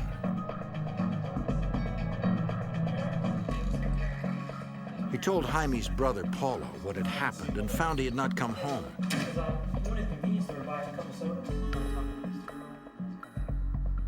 What's going on? ¿Qué pasa? Jaime's been missing for an hour. No one had heard from him since he left. We're supposed to get a couple of sodas. It was not like Jaime to run off, leaving his cousin and his car. His parents tried to figure out what to do. And then I've been waiting there for an hour. He still hasn't come back. Let's go look for your brother right now. They decided to split up and look for him in separate cars. We're gonna go to the other hangout in Chicago. No. His mother stayed home in case Jaime called. We'll get in touch with you, okay? Just gonna try to find out what's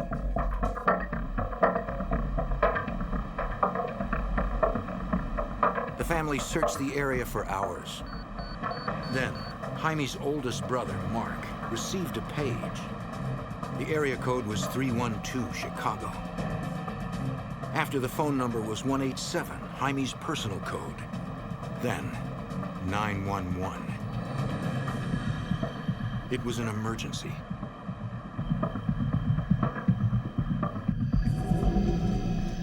Mark stopped at the first phone booth he saw. He hoped Jaime was all right.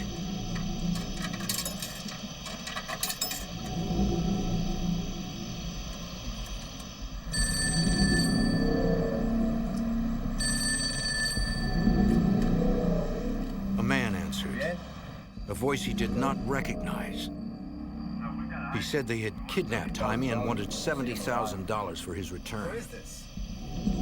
The man said they were serious and warned that if the family did not follow instructions, they would cut off Jaime's ears, skin him, and send body parts in the mail.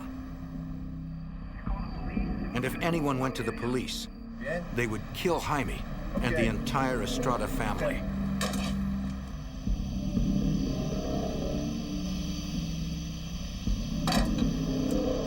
Mark was in disbelief. He called the number again. Maybe it was a prank.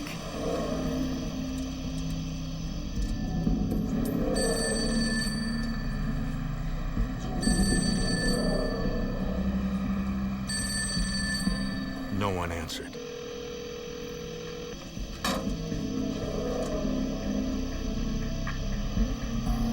I didn't hear from anybody. Jaime's father returned home. His wife said no one called. They were all getting frantic. When Mark came back, he told them about the call, the kidnapping, the threats. Mr. Estrada wanted to call the police immediately, but Mark told them the kidnappers would torture Jaime. They'd kill him. We should do this. We can't go to the police. They said if we go to the police, that they're gonna cut off his ears, they're gonna skin him, and they're gonna mail it to us. The family did not know what to do. Okay, take him back to the kitchen. They struggled with the decision all night, waiting for another phone call. But none came. We're not waiting anymore. By dawn, Mr. Estrada could wait no longer. He needed to help his We son. need to do something. We got to call the police. It had been more than 9 hours since Jaime was last seen. Mr. Estrada decided that he and Mark would go to the police. They had to take the chance. At the Milwaukee Police 2nd District Station, Oh, yeah, the area code. Mark and his father explained what happened to a detective on the Violent Crime Squad. I called them and they said that if we went to the police, that they would cut off his ears. Since this was an armed abduction that crossed state lines from Wisconsin to Illinois, the police called in the FBI. Get the duty agent. Thanks. Okay, At the Milwaukee field office, FBI Special Agent Dan Kraft had just arrived at work. I was sitting at my desk and I received a call. An 18-year-old kid had been kidnapped. Kraft had to act quickly. I met with the victim's father and his older brother and tried to take a detailed interview of them based on what had happened, when it had happened, potentially why. I realized that this was going to become a major case. Back at the Estrada house, Why, who is this? Jaime's brother Paulo answered the phone. Who is this? Brother. It was the kidnappers. The man on the phone changed the ransom to $30,000 and also wanted the Monte Carlo. What are you talking about? He said they could prove their threats were serious. They had shot Jaime. Jaime confirmed he was shot. Jaime! He was hurt, bad. He pleaded with his brother to hurry. Yeah? Jaime! Still, the man gave no details for a ransom drop. The man said they'd call again on Paulo's cell phone. Hello? Hello? They shot Jaime. They shot him? They want $30,000. Paulo told the others the terrifying news.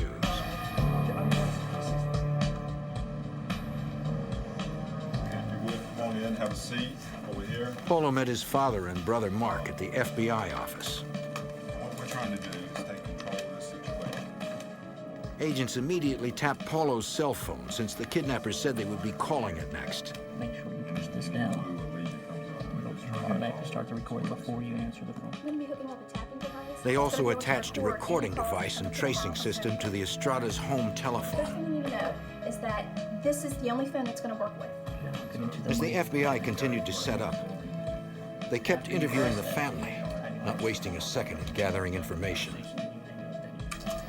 One of the first things that we did was set up what we call a rapid start. It's a computer database that helps us to manage a major case. We utilized rapid start to put in all the information that we had received at this point. Every little data point that we would come up with, even if it was partial. The sophisticated database helps track leads and find links in complex, quickly moving cases. I'll drop off warrants for the United States. Okay. There's the phone. Don't answer yet. That afternoon, Paulo's phone rang. Real quick. He knew to try to get as much information as possible. Keep him on the phone as long as you can. Go ahead.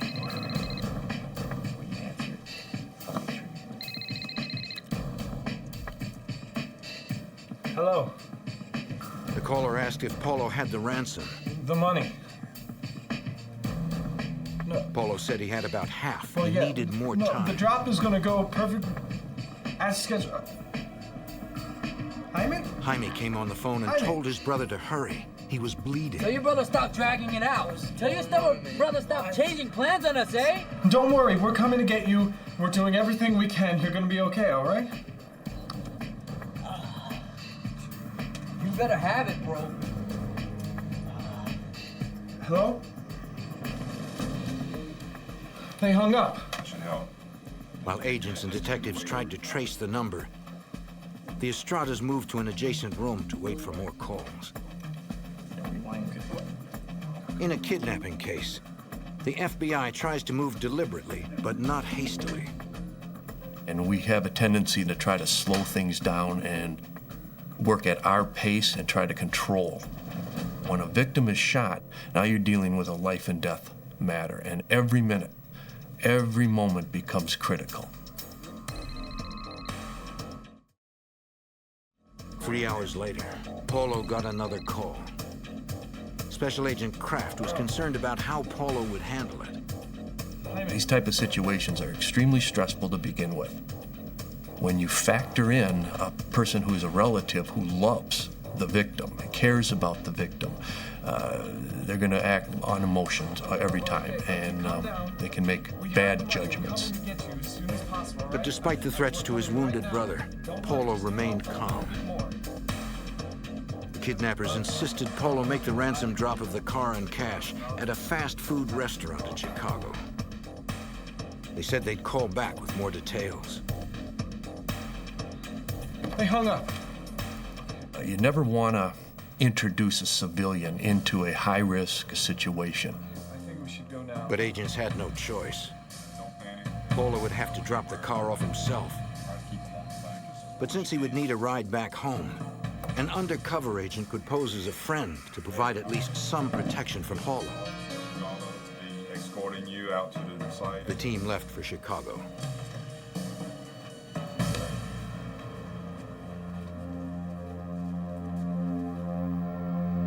Milwaukee agents called in their counterparts at the Chicago FBI field office.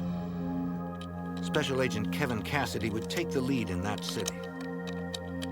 Immediately after that notification from Milwaukee, when we knew the agents were coming, we started to organize our squad.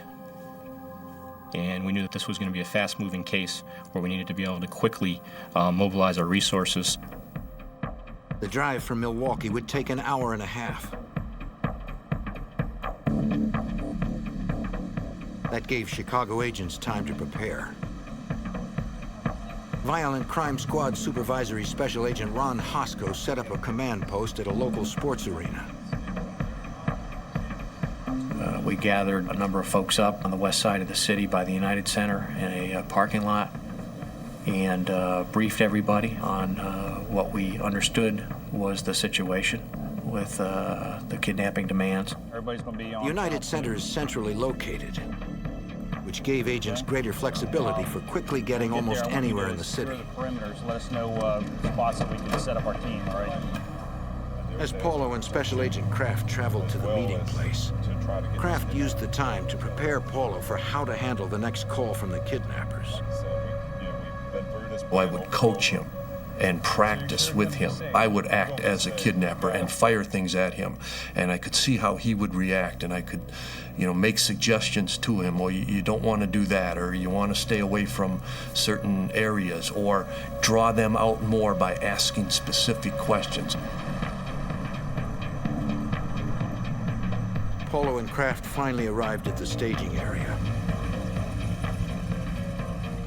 Surveillance agents had already checked the fast food restaurant, the site of the ransom drop. The place was far from a controlled environment. And our concerns were that there was a lot of traffic, foot traffic, pedestrian traffic, not only into the fast food shop, but in the area. And With the threats that we'd already received, we had concerns about our ability to prevent any kind of violent act with respect to the public who might be in that area at the wrong time. But Paulo and the agents were ready. They had the money and the car. Yeah. And one other thing, don't get out of your vehicle till the SUV is in position. All right? Paulo got another call. Agents had him try to change the drop site to one that would be safer for everyone. But it was important he did not appear adamant. The longer we, in effect, negotiate through the victim's brother, the more suspicious the subjects become that there's some law enforcement involvement. Ultimately, the discussions between the victim's brother and the kidnappers resulted in their agreeing to have this exchange at a department store parking lot that was a few miles away from the original location. The kidnappers ordered Paulo to leave the money in the Monte Carlo with the doors unlocked and the keys in the ignition. Once they had the ransom and were safely away, they would allow Jaime to call Paulo to tell him where he was. Agents left right away to set up at the parking lot. It was an ideal location for protecting the public, but not Paulo. Agents would need to be hidden at a distance around the perimeter. It was Paulo who would have to face the kidnappers up close. But getting his little brother back was worth the risk.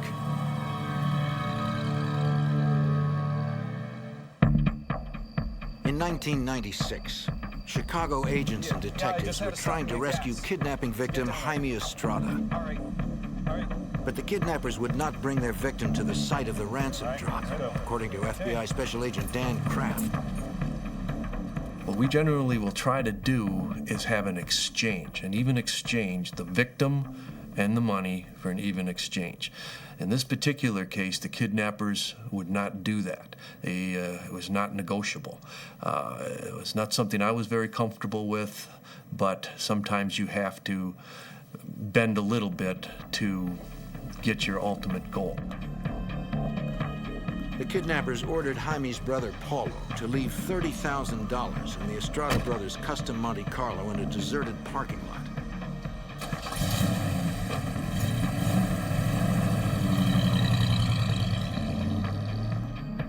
But the area was not entirely deserted. Surveillance units were hidden nearby, watching.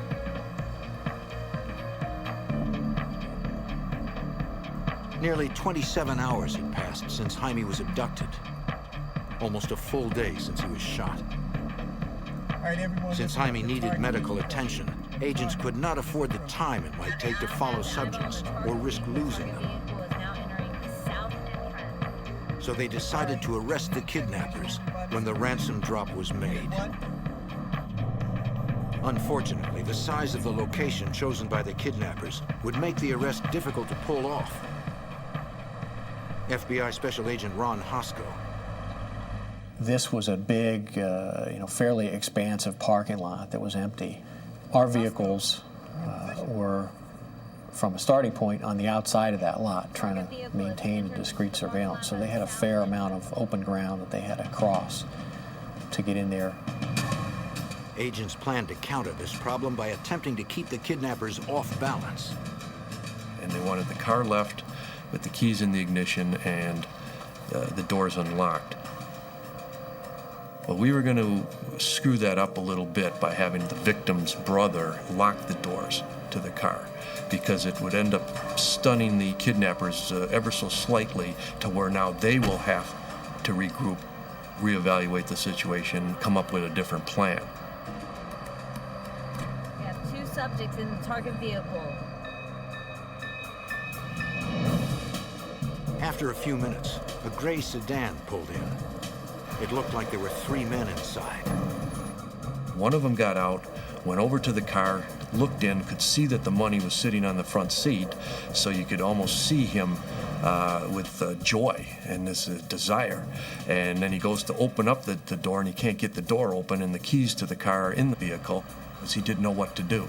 So they go from being in control to now they have to react. We wanted to throw them off their game, and it swings the control back over to us. All units, go, go, go! The takedown signal was given. All units began to converge. But the suspects reacted instantly.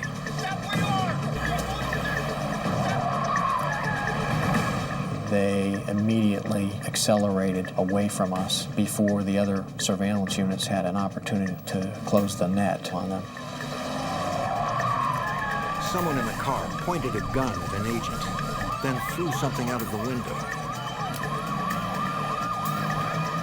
They were weaving around the responding vehicles, who are properly hesitant to ram that vehicle for any number of good reasons, not the least of which is that the victim could have been in the trunk. The suspects got on an expressway and tore off toward downtown.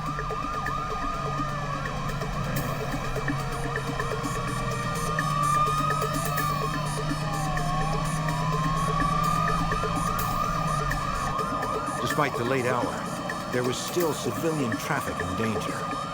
We reached speeds of 120 miles an hour, and the kidnappers were in this stolen vehicle, and they were trying to cause an accident by going from one shoulder across 4 or 5 lanes of traffic all the way over to another shoulder, cutting cars off. All right, Cherokee, come on up alongside of them. We're going to take them down.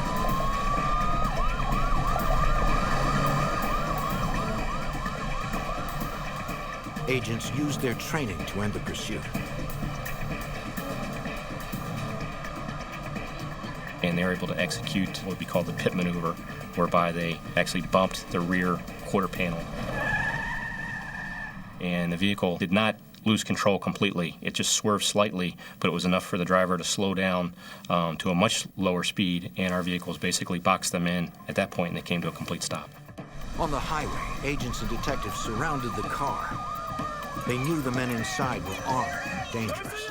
We still had great concern about weapons, and while we could have a perimeter, you cannot prevent subjects from doing something you may not expect, like engaging in gunfire.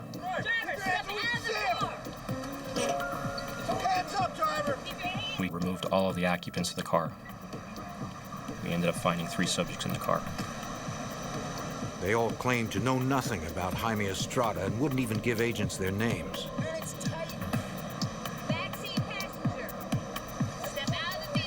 Each had ammunition, but no guns. Keep them still. Once they had the 3 men safely in custody, investigators checked to see if anything or anyone was in the trunk.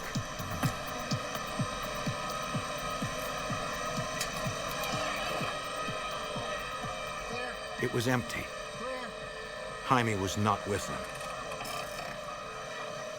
And it was certainly our suspicion that at least one co-conspirator was with Jaime Estrada, that was still holding him, and we needed to identify who that person was and where they were, and do that quickly. Agents ran the license plate number and searched the rest of the car, and discovered a knife and a night vision rifle scope.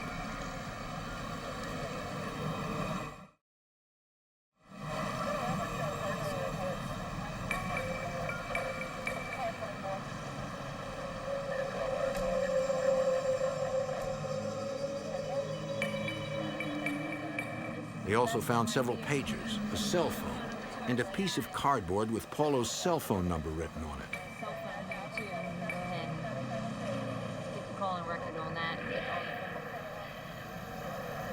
On the roadside near the start of the pursuit, agents located a loaded 9mm semi-automatic handgun.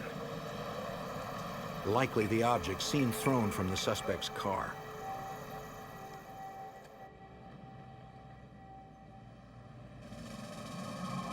At the Chicago field office, agents tried to interview each of the suspects individually.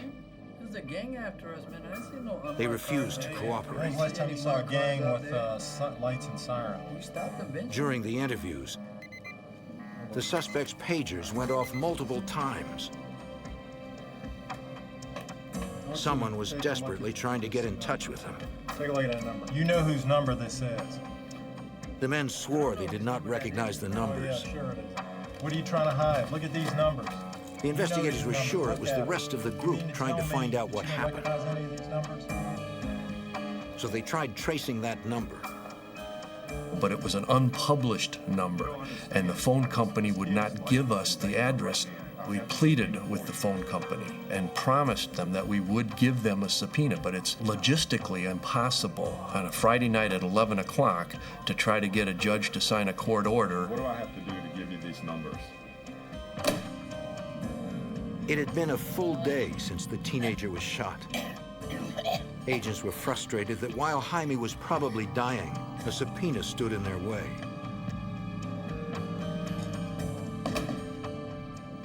I tried to plead, man to man, father to father. I said, what if it was your child? Wouldn't you want law enforcement to do everything humanly possible? And he just basically said, I don't care. We absolutely swore to him that, trust us, with the FBI, we will get you the subpoena. The FBI? Could I please speak to a supervisor? And they said, without a subpoena, we're not going to give you the information. The night ended with no lead on where Jaime was.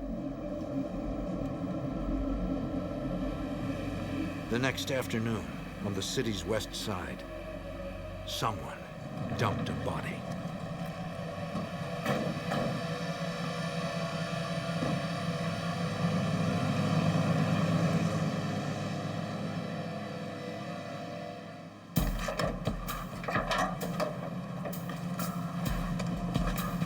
While Chicago investigators struggled to find kidnapping victim Jaime Estrada, passers-by discovered a badly wounded man lying in the street on the city's west side. Chicago emergency, Okendo. The Chicago 911 operator took the emergency call and immediately dispatched patrol units and an ambulance. Okay, does anybody... Paramedics advised Illinois Masonic Hospital they were bringing in a man with a gunshot wound. He identified himself as Jaime Estrada.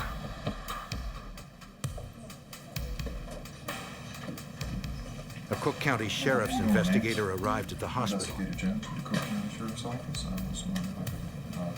The 17-year-old was not only alive, he was still conscious. Yes. The investigator asked the doctor in charge if he could talk with Jaime. Cook County Sheriff's Office, and wondering if I could have... He said Jaime needed immediate surgery, but since the OR was still being prepared, there was time for a quick interview if Jaime agreed. Okay, just a couple minutes. He said he could do it. Okay. Can you tell me a little bit about what happened? Went in a convenience store to get some drinks. He said 2 nights before, he'd gone to talk to a girl he liked. He didn't know her well. While they were talking, the driver pulled a gun.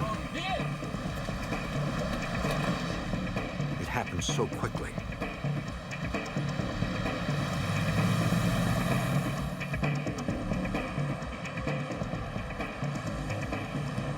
He said it felt like they drove for about 2 hours. Several armed men beat him. He could not ID them. FBI Special Agent Kevin Cassidy. Jaime did not provide any real detail regarding the identifying features of his kidnappers due to the fact he was blindfolded. Jaime remembered passing 3 toll booths. He told the investigator that about 15 minutes after the 3rd toll booth, the van stopped. The men hustled him into a house or an apartment, he wasn't sure which. It's your brother, man! There they roughed him up some more, yelling about the money he owed them for the drugs. I'll kill you, bro. I'll kill you! Huh? He tried to tell them they had the wrong guy. That was the wrong thing to say. You know what I'm saying, man? I'll kill you, bro. I'll kill you! Just give me the number. What's the number, S.A.? Bro, Yo, get this guy. Beat him They senseless. demanded the phone numbers to all of his family members. What? I got the number. 414-555-7577. Get this cabron out of here. The men carefully avoided speaking their own names, but there were others who did. During the time he was held there, he heard female voices, and he also heard one of those voices referred to a subject as Beto.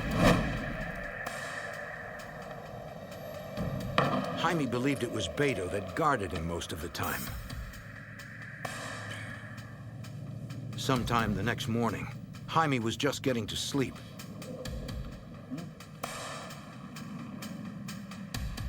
Suddenly,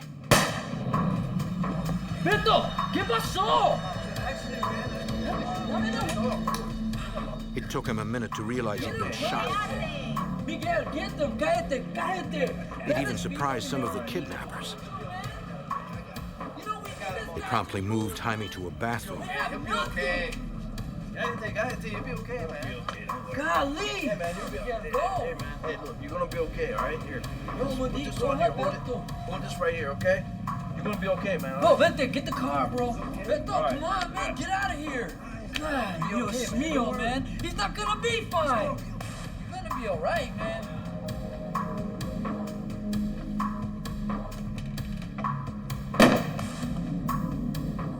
He fell in and out of consciousness, so his memory was fuzzy. He remembered a white tile floor, a red toilet seat, maybe a red shower curtain. That was all. Jaime's gunshot wound had gone untreated for 2 days and was badly infected. He needed so many surgeries that doctors had to put him into a drug-induced coma so he could survive the ordeal.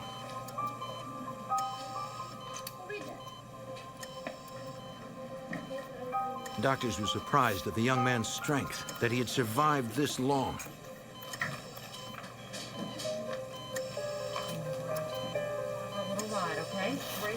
But their prognosis was not good.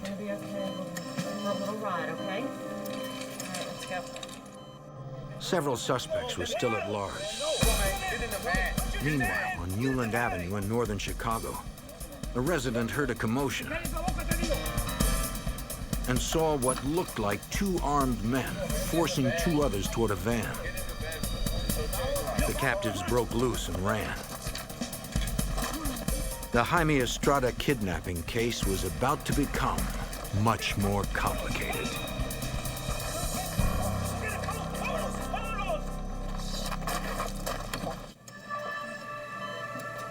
The same day, kidnapping victim Jaime Estrada was found. A man in northern Chicago saw what appeared to be a double kidnapping outside his house on Newland Avenue.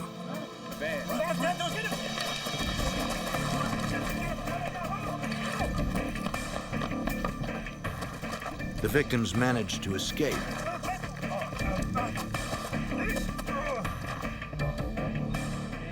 The resident contacted Chicago police, and emergency operators sent patrol officers to the scene. 32-25. Okay. Right off of Belmont. All right, stay inside the house. Just letting you know the police are being dispatched as we speak. I was walking home and Dispatch asked the officers to transport the 2 victims to Chicago PD's Area 5. 5 guys. To be interviewed by FBI Special Agent Kevin Cassidy. Next thing you know, this van pulled in front of me. One of them, Pedro Montoya, explained how he'd been abducted. A week earlier, he was outside his house when a van pulled up. Several men jumped out with guns and forced him inside. The other man, Chavo Rodriguez, had the same story. They were basically grabbed off the street and forcibly put into a blue and white van. Special Agent Cassidy remembered that Jaime was also kidnapped in a blue and white van. He decided to show Montoya and Rodriguez mugshots of the men arrested in connection with Estrada's abduction. Both victims immediately responded that those were the same individuals that had kidnapped them. And there were two others, the armed men they escaped from. We then started to interview them in greater detail. They said they were held in the basement of a house with a third man. All right, just spin them around and put them on the poster. They were all bound to metal poles. Each of their families were called with demands for ransom money and cars. For more than a week, the kidnappers barely fed the men. A diabetic, Rodriguez was affected most. Without his medication, his blood sugar rose, which could have rendered him unconscious or even killed him. Investigators suspected that Jaime was not the third man. He said he had been held in a bathroom, not a basement. So they showed the men his photo. Investigators were right. It wasn't him. Did he escape with you at the same time? They said the day before, the third man managed to escape by breaking through the duct tape that held him. He freed himself. They never saw him again and did not know who he was. When the kidnappers realized the third man had escaped, they tried moving Rodriguez and Montoya out of the house. Come here. Stay out of here. It was then that the men escaped. When asked why they may have been singled out to be kidnapped and held for ransom, I'll be holding back something. neither man had an answer. But consider yourselves lucky that you made it out. Agents obtained a federal search warrant for the Newland Avenue house where Rodriguez and Montoya were held. They collected duct tape bindings, hairs, clothing fibers,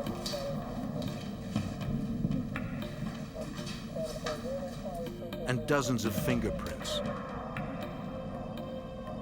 The bathroom in the house did not match the description given by Jaime Estrada. Investigators believed he'd been held at a different location. Agents also recovered a Norenko assault rifle from the house. A firearms expert determined that the bullet that was recovered from Jaime was consistent with one that would have been shot through the Norenko rifle. In one of the bedrooms, agents found an envelope with a Los Angeles address. Inside were several photographs of a man holding the same Norenko rifle. We took those photographs and put them into an appropriate photo array. We showed that photo array to several of the victims of the kidnappings, and they identified that as the subject that was involved in their kidnapping. Now agents had the face of one of the two fugitives, but still no names. Agents then received information from running the kidnappers' license plates. Our investigation led us to find an address in Chicago that was associated with the vehicle. We then had agents go to that residence. FBI agents, man? Agents spoke to Adalia Francisco. She reluctantly agreed to be interviewed.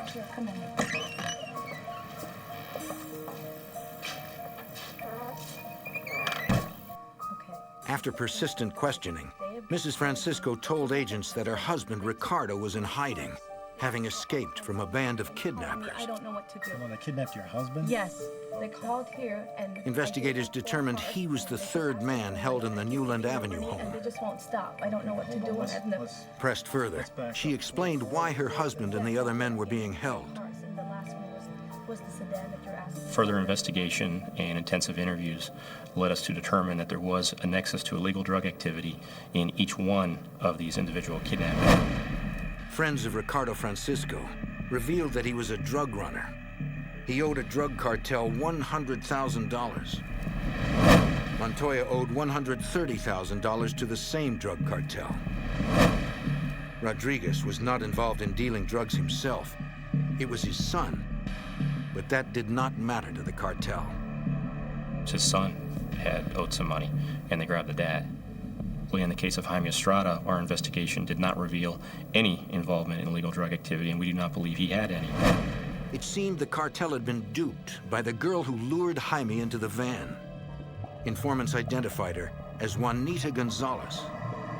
The true subject in this case was the girl. She was the one that had ripped off these guys from a kilo of cocaine, and then she tried to save her own hide by laying it off on an innocent person. She just blamed it on Jaime, who was just innocent in all of this. All Jaime's family could do was pray he'd make it through surgery. But 17-year-old Jaime Estrada could not hold on. Infection eventually killed him. This has now become a case of murder. After conducting extensive interviews in the Newland Avenue neighborhood, agents finally identified the 3 men already in custody as Salome Varela, Jesus Ruiz, and Miguel Torres. The man in the photograph was identified as Jose de la Paz Sanchez. The final suspect was known only as Beto. They were still at large, wanted not only for kidnapping, but for murder.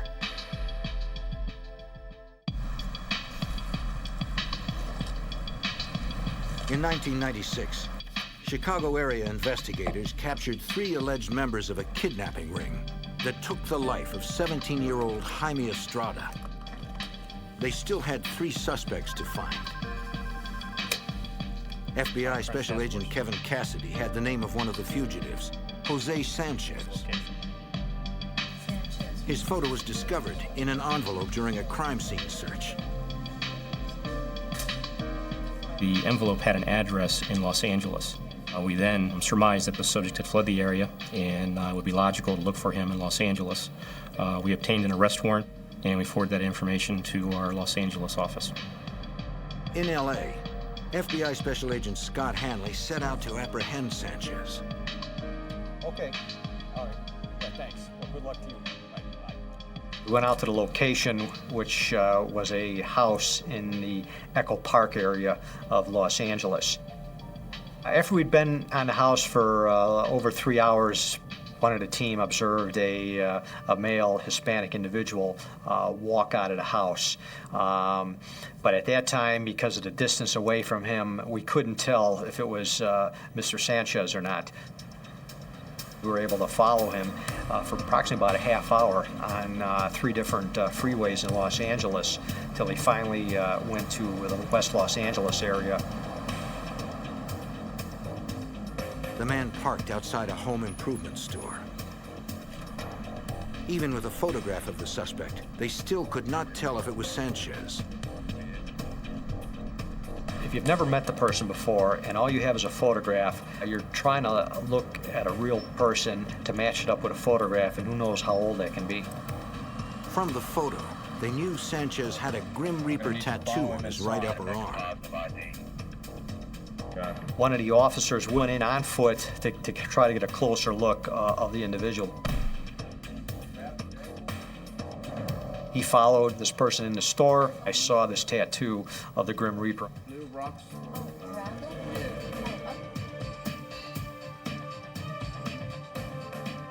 It was a positive ID. Agents were getting closer to nabbing the 4th suspect in Jaime Estrada's kidnapping and murder.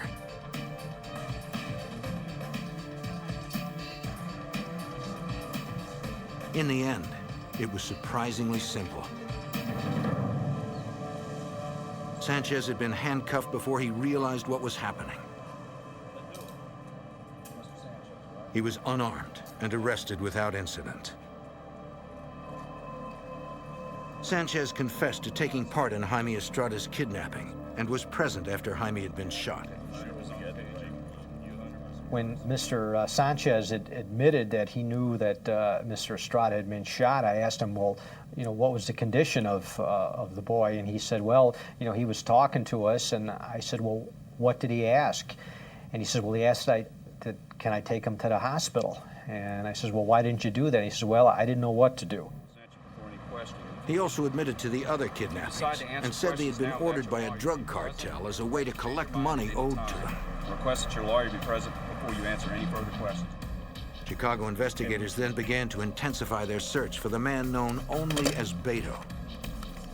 They conducted dozens of interviews with associates of the three men already in custody. They revealed that Beto had a sister, Monique Jimenez. Facing accessory charges, she cooperated. Do you know anybody named Beto? She said Beto's real name was Luis Carreno. Have you been back?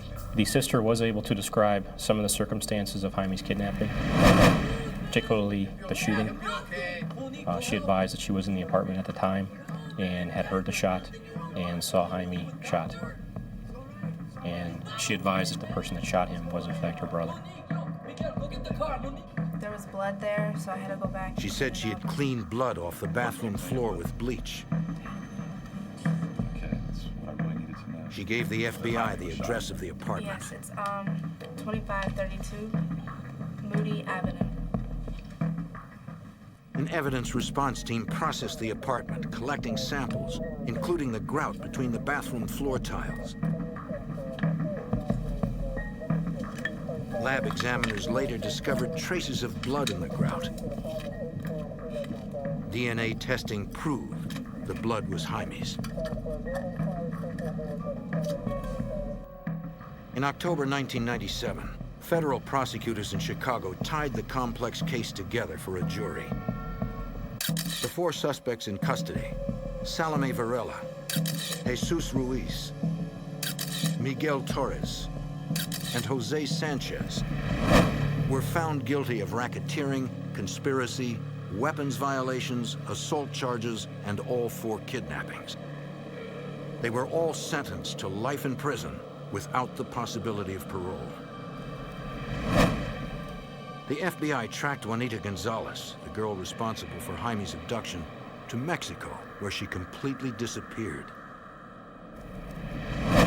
They are still looking for fugitive Luis Carreno, the man known as Beto. He is currently wanted, and there's an outstanding arrest warrant for him. And we are working with Interpol and our other friends in foreign countries to attempt to locate him to this day, and we will continue to do so. The Estradas pray that someday soon, the authorities will find Carreno, the man the FBI suspects killed Jaime. For the family and for the investigators who worked so hard to save Jaime, the case will never be over until everyone responsible for his death is brought to justice.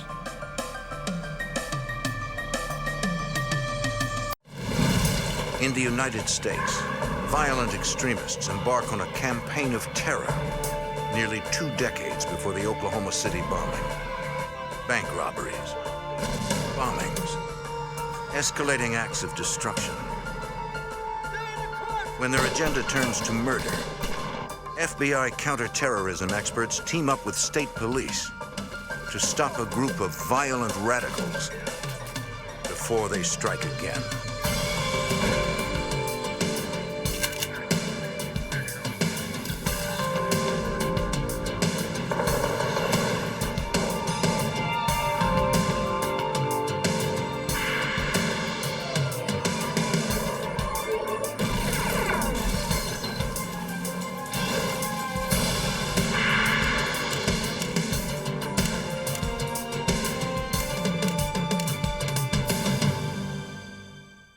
In the 1970s, a string of bank robberies and bombings spread fear and destruction along the East Coast.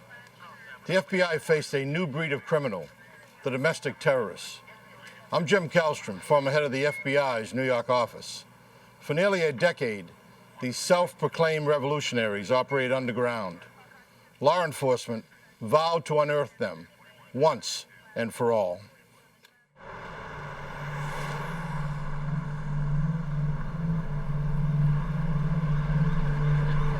Interstate 80 is an isolated stretch of highway in northern New Jersey. On December 21st, 1981, Trooper Philip LaMonaco of the New Jersey State Police makes a routine traffic stop.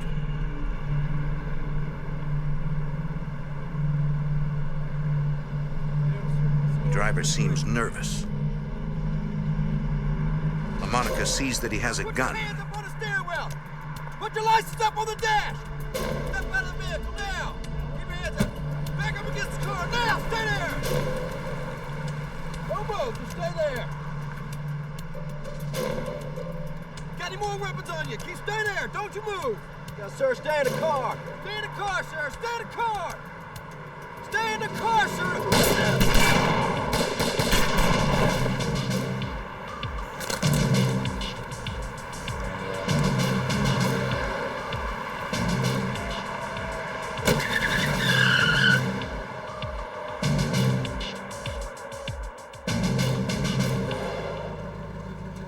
A passing motorist spots the empty police cruiser and stops. He checks to make sure everything is all right.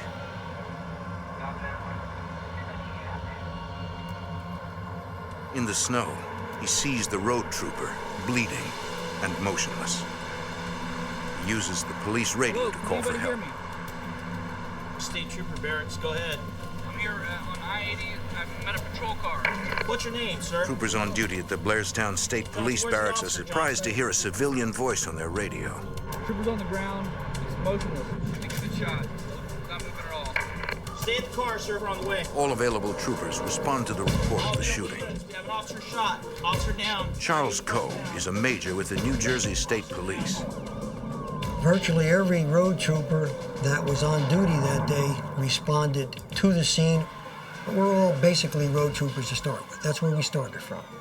We all knew the dangers involved, and of course you never think it's going to happen to you, and you really don't think it's going to happen to someone like a Phil LaMonaco.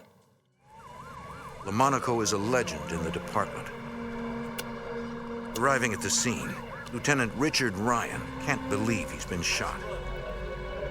Initial shot struck Phil in his chest area. He was wearing a bulletproof vest, but the impact of the shots kind of turned him a little, and one of the shots went in under his armpit and went directly into his heart and basically killed him, that one shot.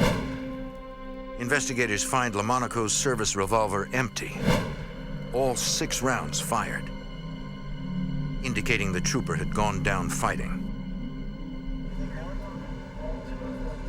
Lieutenant John Mendres processes the crime scene, finding further evidence of the gun battle.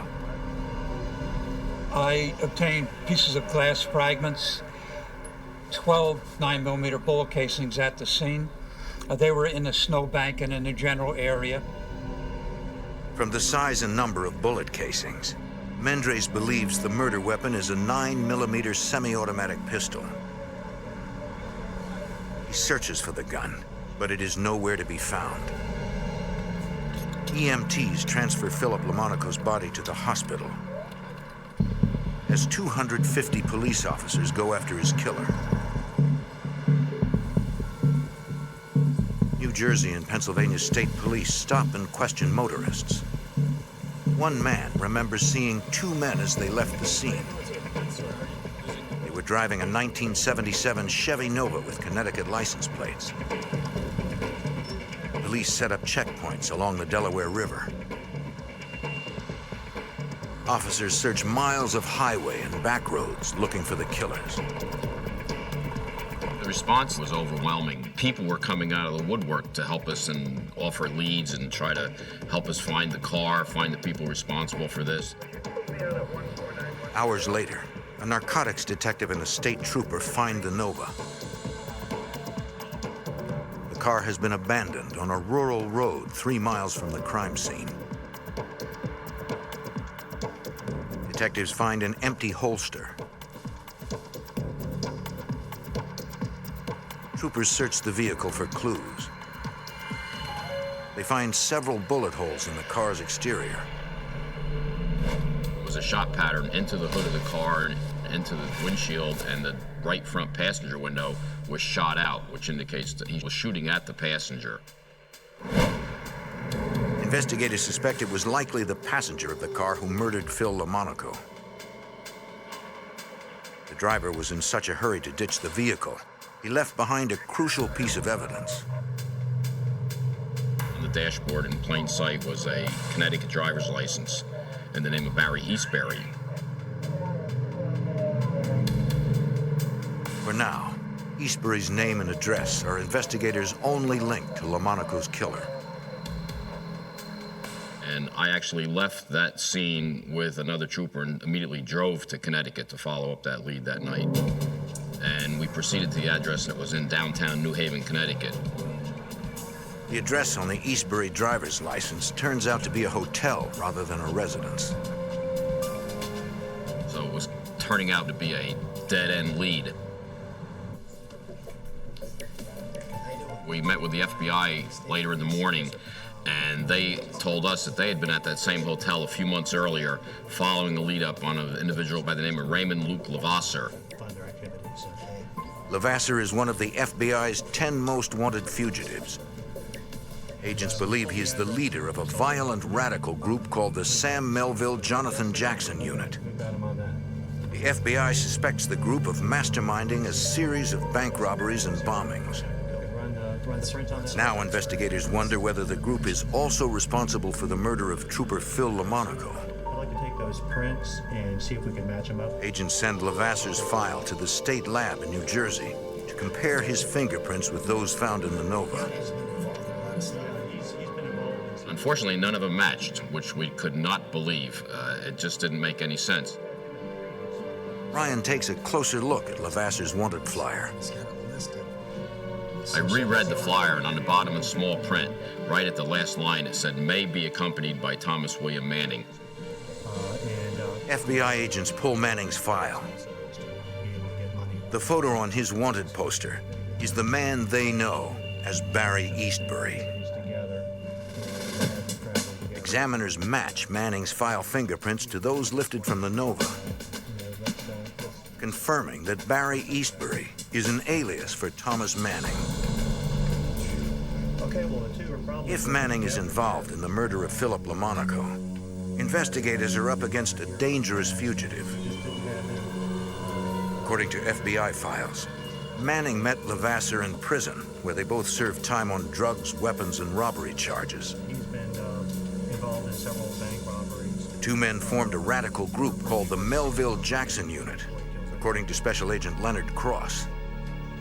They were well versed in a lot of guerrilla tactics. They studied guerrilla manuals. They studied a lot of the radical left literature from the late 60s, the mid 60s, and the early 70s. The group began a reign of terror, claiming responsibility for 7 bombings in Massachusetts and New York between 1976 and 1979, including the bombing of 2 courthouses, the Middlesex County Courthouse in Lowell, Massachusetts, and the Suffolk County Courthouse in Boston, where 20 people were injured. According to their propaganda, the Melville Jackson Unit targets institutions and businesses to protest government and corporate policies they believe are unfair. FBI Special Agent Ed Peterson is investigating the radical group. I think they viewed themselves as some champion of the downtrodden, the poor. Actually, they never did anything for the poor, and, all they were committed to were acts of violence. Agents believe the group funds its violent political agenda with bank robberies, carefully planned operations that are executed with military precision. It was obvious that these people were not your everyday criminals. They were an organized criminal group who were traveling the New England states and committing numerous crimes, the most serious, obviously, the murder of Trooper LaMonaco. On Christmas Eve, 1981, 2,000 law enforcement officers from several states attend the funeral of Trooper LaMonaco. The wave of support overwhelms his wife, Donna. I was just amazed that all the way up, it was a good half mile from the church, cars had started to park to come to the funeral. Phil LaMonaco was one of the most respected troopers in the state of New Jersey. He was a great trooper. He really, really was. And I think one of the main things that made him a great trooper was he really, really loved and respected his job. He was one of the good ones. He was the idol of a lot of young troopers. He had trained a lot of young troopers in the tactics of stopping cars and looking for contraband in vehicles on the highway. Superintendent Clinton Pagano makes Donna LaMonaco a solemn promise. The New Jersey State Police will do everything in their power to bring her husband's killers to justice. I just could see in his eyes the sincerity, and I just knew he would make sure. That from that point is where I grew confidence in knowing they're going to get caught. Whoever they are, they're going to be found and they're going to get caught, because he promised me. At a nearby municipal building, New Jersey and Pennsylvania State Police work closely with the FBI to find the men who murdered Trooper LaMonaco. The task force follows up on dozens of leads. Firearms investigators ask gun shop owners in the area if anyone has sold 9mm ammunition to a man named Barry Eastbury. They got a hit in Stroudsburg, Pennsylvania, which is right across the river from the shooting. 3 months earlier, a Barry Easterly, not Eastbury, had purchased 9mm ammunition at a gun shop in Stroudsburg. The name seems too close to be a coincidence. If these were the bullets used in the killing, the 3-month time span is an important clue. We felt that these people resided in this general area. They weren't just passing through. We were working very closely with the Pennsylvania State Police at that time. We notified them about this find. Pennsylvania State Police. 2 days later, the Pennsylvania State Police receive an unusual phone call. They left their dog? A local landlord calls with a complaint. The Pennsylvania State Police was notified by a fellow by the name of Charles Miller, who lived in Marshall's Creek, Pennsylvania, directly across the river in the greater Stroudsburg area. Miller owns several rental properties in the area. A dog has been abandoned inside one of his houses. He's not seen the tenants for nearly 2 weeks. According to Miller, the house was rented by a man named Barry Easterly. SWAT teams converge on the rented farmhouse. Get out! Get out! Get out! They search the house from room to room. Whoever lived there left in a hurry.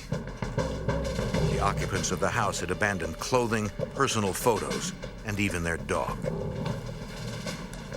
In one room, police find radical literature and a sketch featuring an AK-47 assault rifle. Get the bomb squad out here with that chest full of explosives. In the bedroom, they find the tools of domestic terrorists. The map again.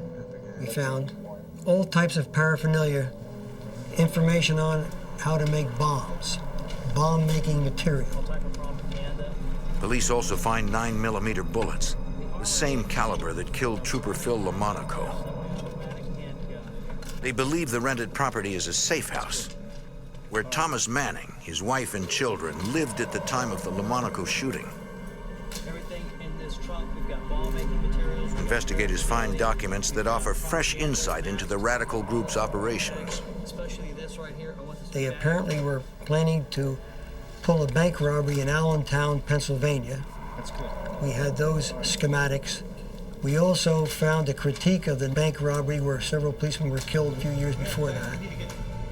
And all of these things they had to leave behind because they left in such haste. In another bedroom, Sergeant Tom Evans finds a small phone book. We began to write down all the phone numbers were in that book. There were no names, there were nicknames, and there was no area code. Police also find a photograph of a man they can't identify. Do you know who that is? Who's this? According to the landlord, the man in the picture lived in the Mannings' guest room. The family referred to him as Uncle David. Investigators wonder if Uncle David was Manning's passenger the night of the shooting, and whether he is responsible for the murder of Trooper Philip LaMonaco. The search for a cop killer evolves into a manhunt for a group of domestic terrorists. A raid on an abandoned Pennsylvania farmhouse yields two important clues: a mysterious photograph and a book of telephone numbers. Dozens of phone numbers are listed. Sergeant Evans of the New Jersey State Police notes that none of them have area codes. Trooper said to me, "Those look like Boston phone exchanges." Next morning, we went to Boston and we started to run down the phone numbers to see who we could come up with. There were at least 100 phone numbers in there. One of them had a little note on it that said rent. How you doing, sir? The telephone number belongs to a company in Boston that rents out apartments. Investigators meet with the manager. Possibly one of your tenants? I showed him the picture. He said to me, "Trooper, I'm sorry, but I hardly ever see these people. They just mail in their checks." It looks like another dead end. The police give the phone book another look. Next to the rental company's phone number, someone has written a figure: $275. So I said to the guy, "Do you have any apartment building or apartments that rent for $275? The manager tells them the company has only one apartment that rents for that amount. It is currently vacant and being renovated. So we rushed up there and stopped them from repainting the apartment. Massachusetts State Police got their forensic people in there. The apartment has been thoroughly cleaned, but investigators find fingerprints in obscure places, on a light bulb, and behind the toilet in the bathroom. The tenant left no forwarding address, according to the building supervisor. So at that point, the guy said to me, "Well, you ought to talk to his girlfriend." At 2 o'clock in the morning, police interview the suspect's girlfriend. Is there any information or anybody that you know? Although she does not tell investigators who her boyfriend really is, she gives them the name of his stepfather. The next morning, Lieutenant Evans drives to the suburbs outside Boston to question the suspect's stepfather. I showed him the picture and he said, "What has Dickie done now?" And I said, "Dickie who?" And he said, "Dickie Williams." We called the command post, gave him Richard Charles Williams' name. They ran that name against the fingerprints that we had, and bingo, it was him. So we had the second person identified. Richard Williams was Thomas Manning's passenger the night Phil LaMonaco was murdered. The violent radical is now wanted as a cop killer.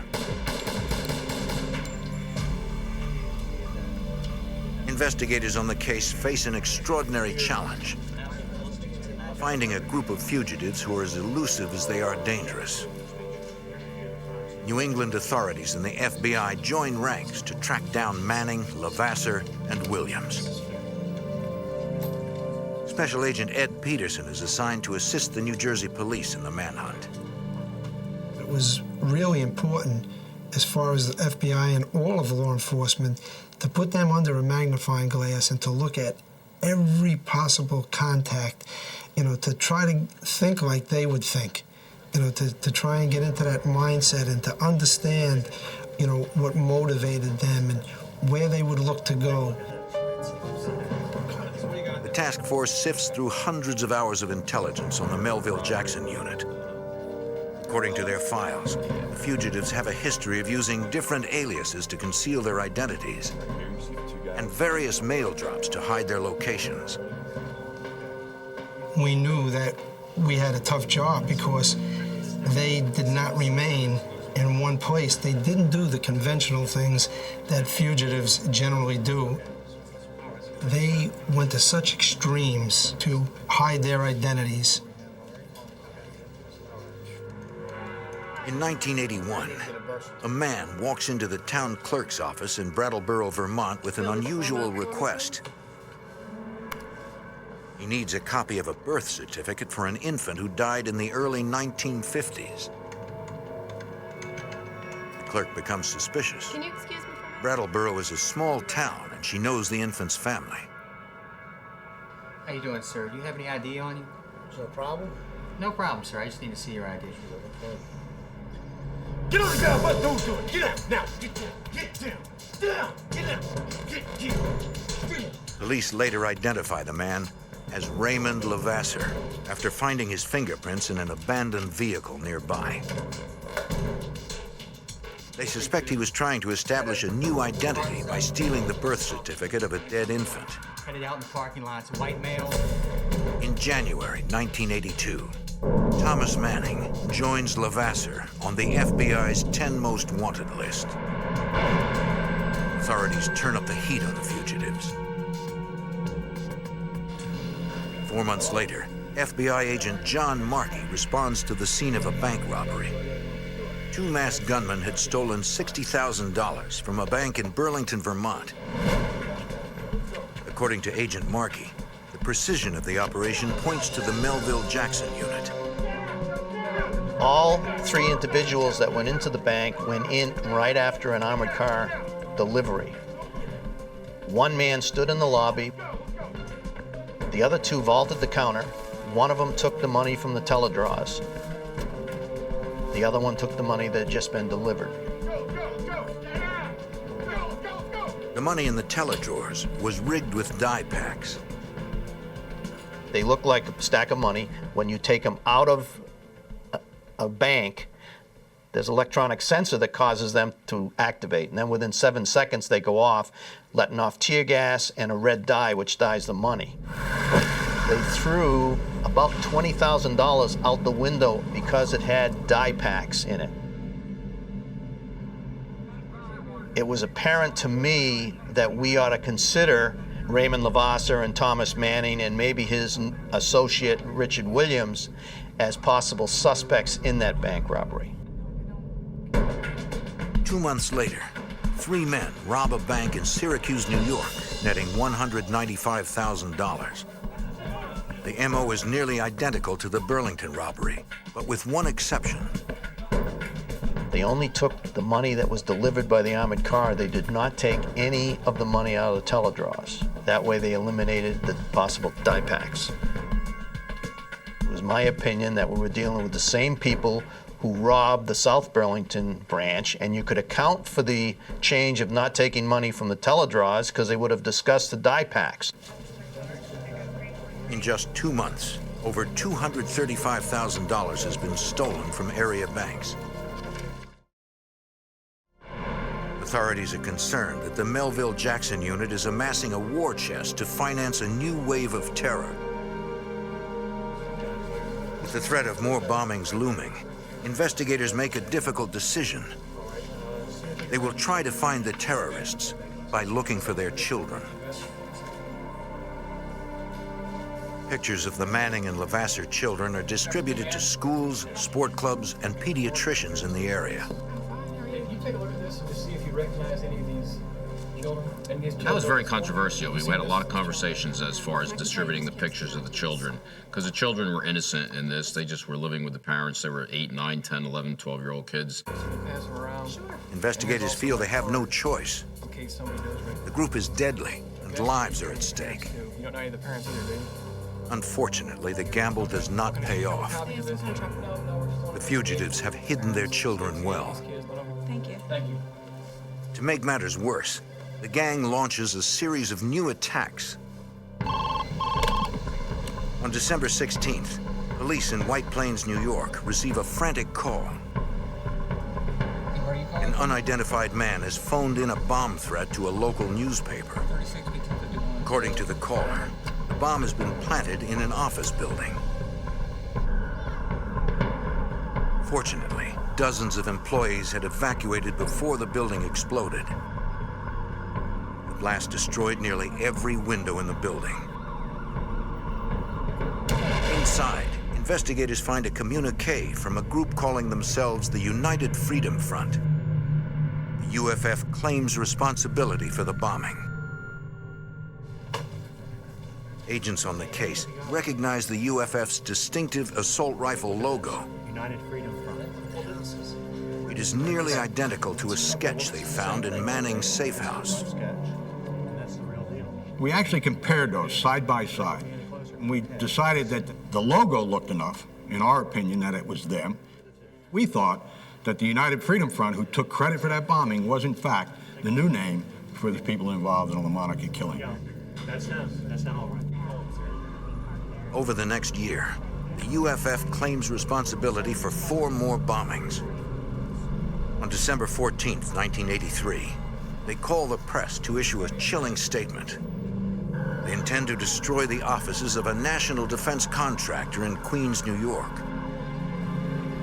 The caller indicates that a statement from the group can be found in a Manhattan mailbox. The letter denounces U.S. involvement in Central America, the Caribbean, and the Middle East. The bomb squad recovers 2 suitcase bombs before they can detonate. Finding an intact bomb is an important break for Special Agent John Markey. The materials used in that bomb were very similar to the materials used in the Sam Melville, Jonathan Jackson unit bombings in the 70s.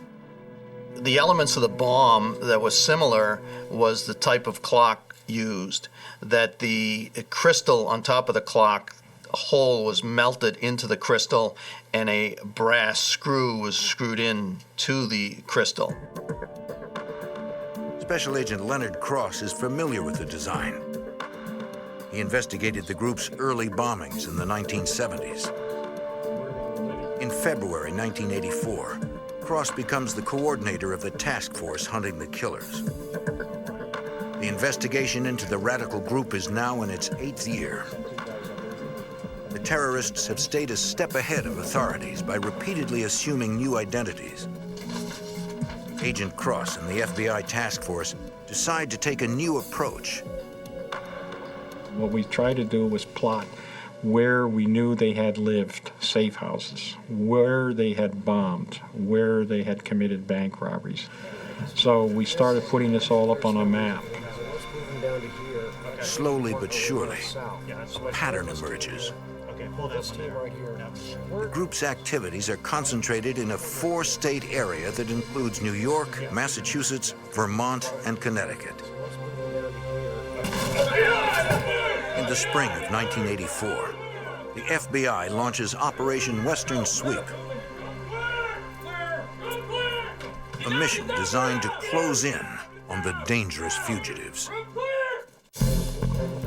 In 1984, the FBI launches Operation Western Sweep, a mission to apprehend 3 key members of a violent radical group. Agents believe the group has orchestrated numerous acts of domestic terrorism. The New Jersey State Police suspect one of the terrorists also murdered Trooper Phil LaMonaco.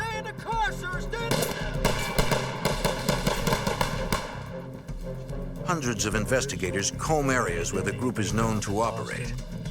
We had the bombing. As agents uncover the group's safe houses, the FBI deploys SWAT teams to search them. But the fugitives are always one step ahead, according to Detective Richard Ryan. It was frustrating because we couldn't apprehend them, but we felt as long as they kept committing crimes, they were still out there, they hadn't gone into total hiding, there was a better chance we could catch them. Agent John Markey tries to predict when the terrorists will strike again. Based on the group's unique lifestyle, he develops an ingenious theory.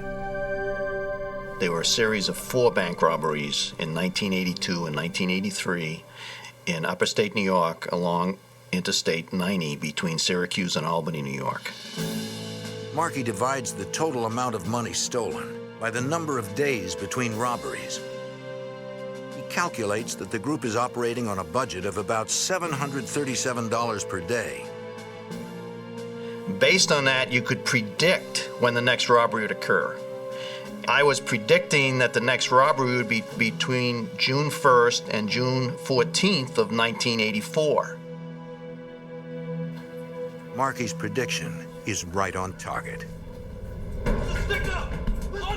On June 9th, the gang hits a bank in Norfolk, Virginia. The ammo was familiar. 3 armed men enter the building.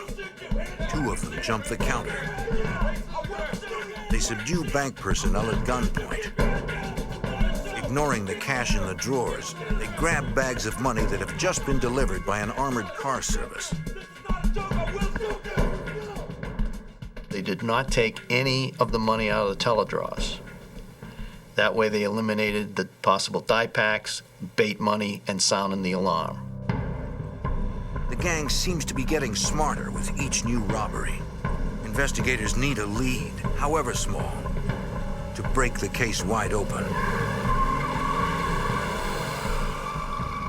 Special Agent Ed Peterson.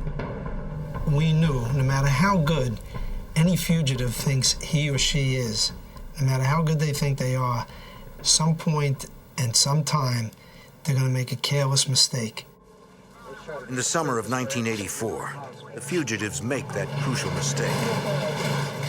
On August 4th, the owner of a storage facility in Binghamton, New York, contacts the FBI. One of his customers hasn't paid his bill in 2 years. The manager opened the storage unit so he could auction off the contents. What he found inside terrified him. The contents in there included materials on how to make bombs, how to handle firearms training, research on various corporations, and a lot of radical material, and a lot of Marxist-type literature.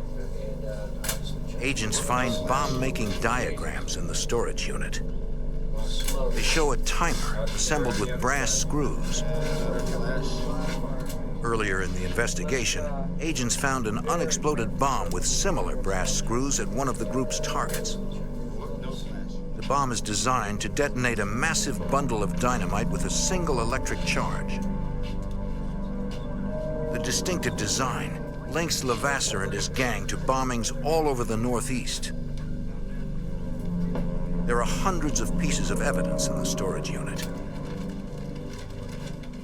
Investigators follow up on every clue, no matter how obscure. The magazines taken out of the storage bin in Binghamton, New York, at first nobody thought they would be of any value. But an address label on an old seed catalog reveals a new name in the investigation: Jack Horning. Investigators trace the address to Ansonia, Connecticut. According to neighbors, the Horning family moved away years earlier.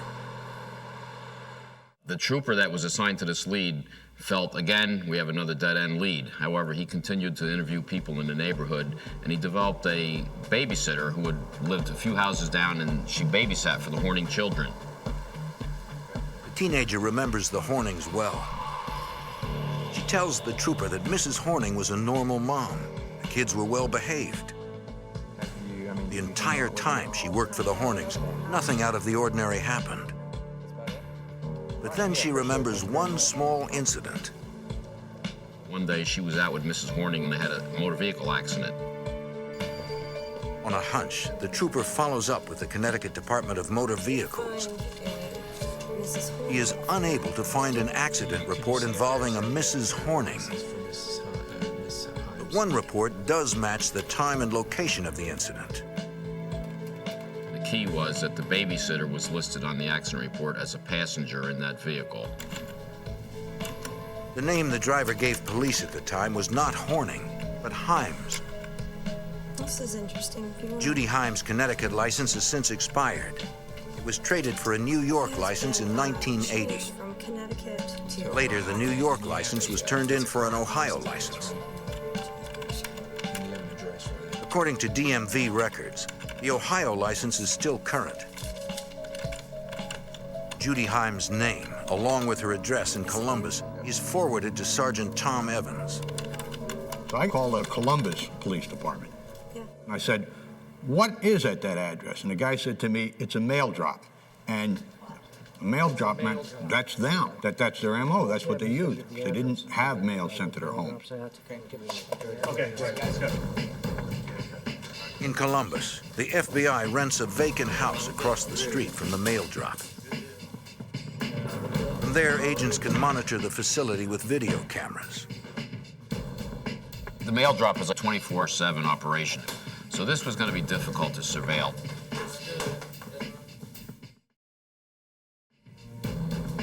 On November 3rd, 3.5 weeks into the stakeout, a woman arrives at the mail drop. Investigators visually identify her as the wife of Raymond Levasseur.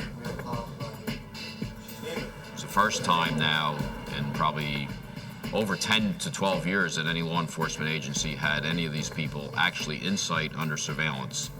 So you can imagine how the adrenaline was pumping. The fugitive's wife is law enforcement's only link to the terrorists. Rather than making an arrest, agents follow her, hoping she will lead them to her husband.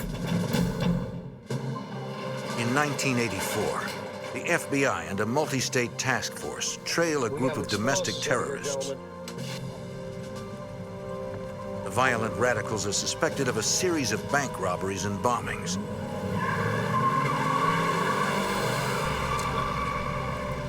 And the murder of a New Jersey State Police trooper. Investigators track the group from a Safehouse in Connecticut to a mail drop in Columbus, Ohio. After nearly a decade, their only lead to the terrorists' location is the wife of gang leader Ray Levasseur. Agents follow her as she leaves the mail drop. They know that, like the rest of the group, Levasseur's wife is skilled at covering her tracks and at spotting a tail. They're careful to keep their distance, using aerial surveillance as a backup in case she slips away. Detective Richard Ryan.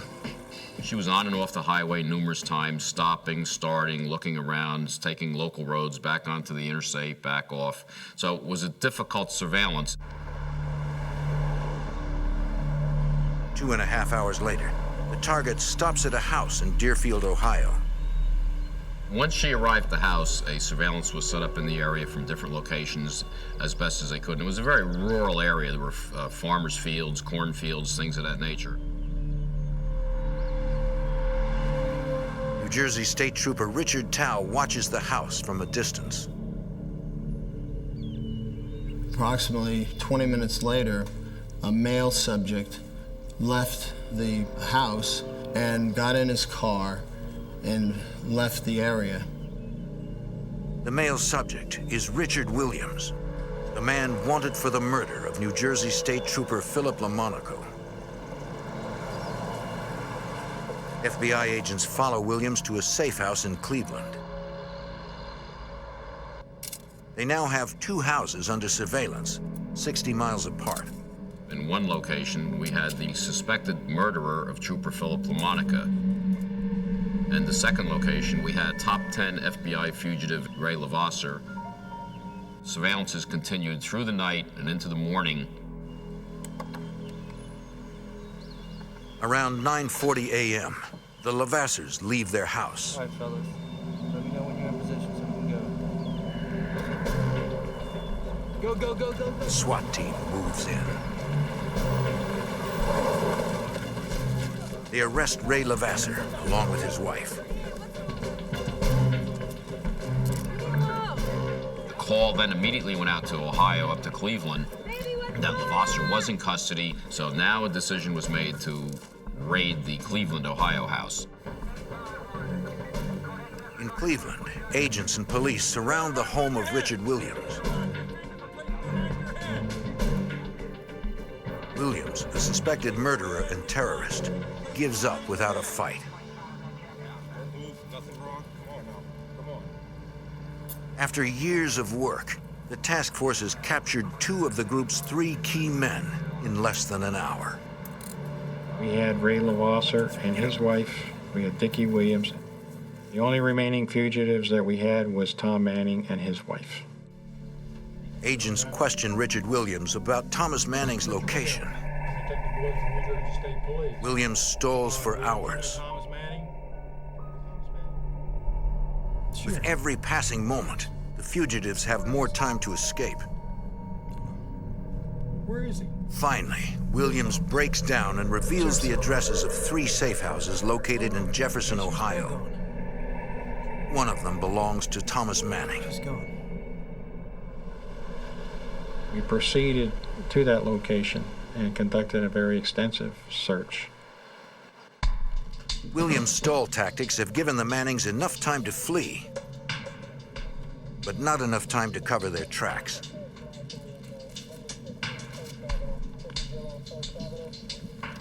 Inside their safe house, investigators find handguns, fake IDs, and $32,000 in cash. They also find a 1,000-page record of the group's activities.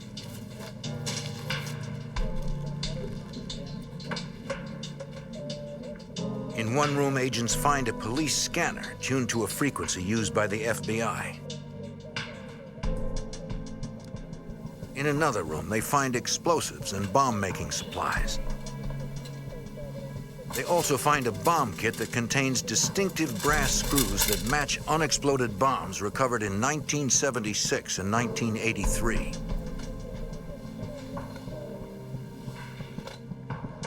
They recover a 9mm semi-automatic pistol. Smith & Wesson. At the FBI forensics lab, technicians analyze the gun. They compare the bullet that killed Trooper Philip LaMonaco to bullets fired from the 9mm handgun. We were able to determine that that was the weapon that was used to kill Phil LaMonaco. Although they have finally found the murder weapon, tracing the owner of the gun will be difficult. The serial number has been filed off. Technicians use a chemical solution to raise the number. It is barely legible beneath the surface of the metal.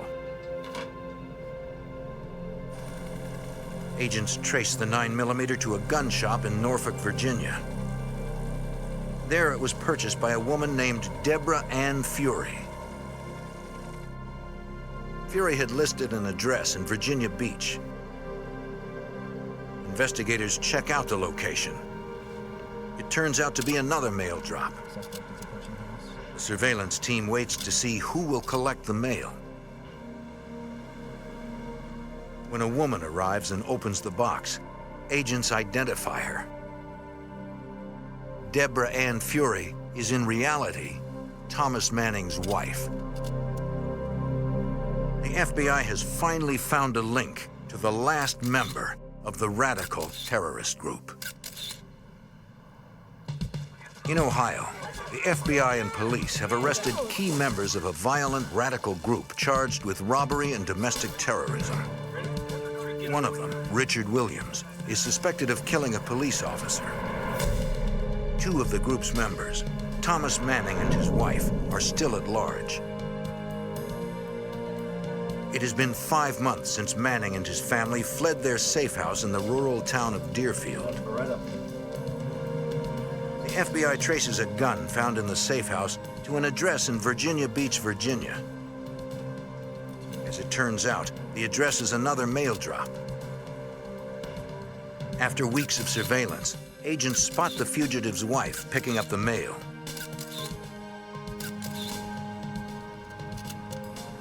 Special Agent Leonard Cross. We knew she had a scanner and should be scanning for police radio frequencies as well as FBI frequencies. We had special radios that were all encrypted that could not be picked up. And the surveillance at this point took us north. Manning's wife leads investigators to a safe house in Norfolk about 20 miles away. They do not want to arrest her until they can be sure her husband is at home. An hour later, investigators follow her to a nearby shopping center. Get out! Get out! Get out! Get out! As an arrest team takes her into custody, a second team moves in on the safe house. Manning is now outside, unaware he's being watched. He had no weapons. The decision was made so no one would get hurt. This would be the time to make the arrest. Get out! Get out! Get out! Get out! Get out! Get out! Get out! Get out! Don't resist! Stop! Stop it! Stop! Thomas Manning, the last of the terrorists, is arrested in his own backyard.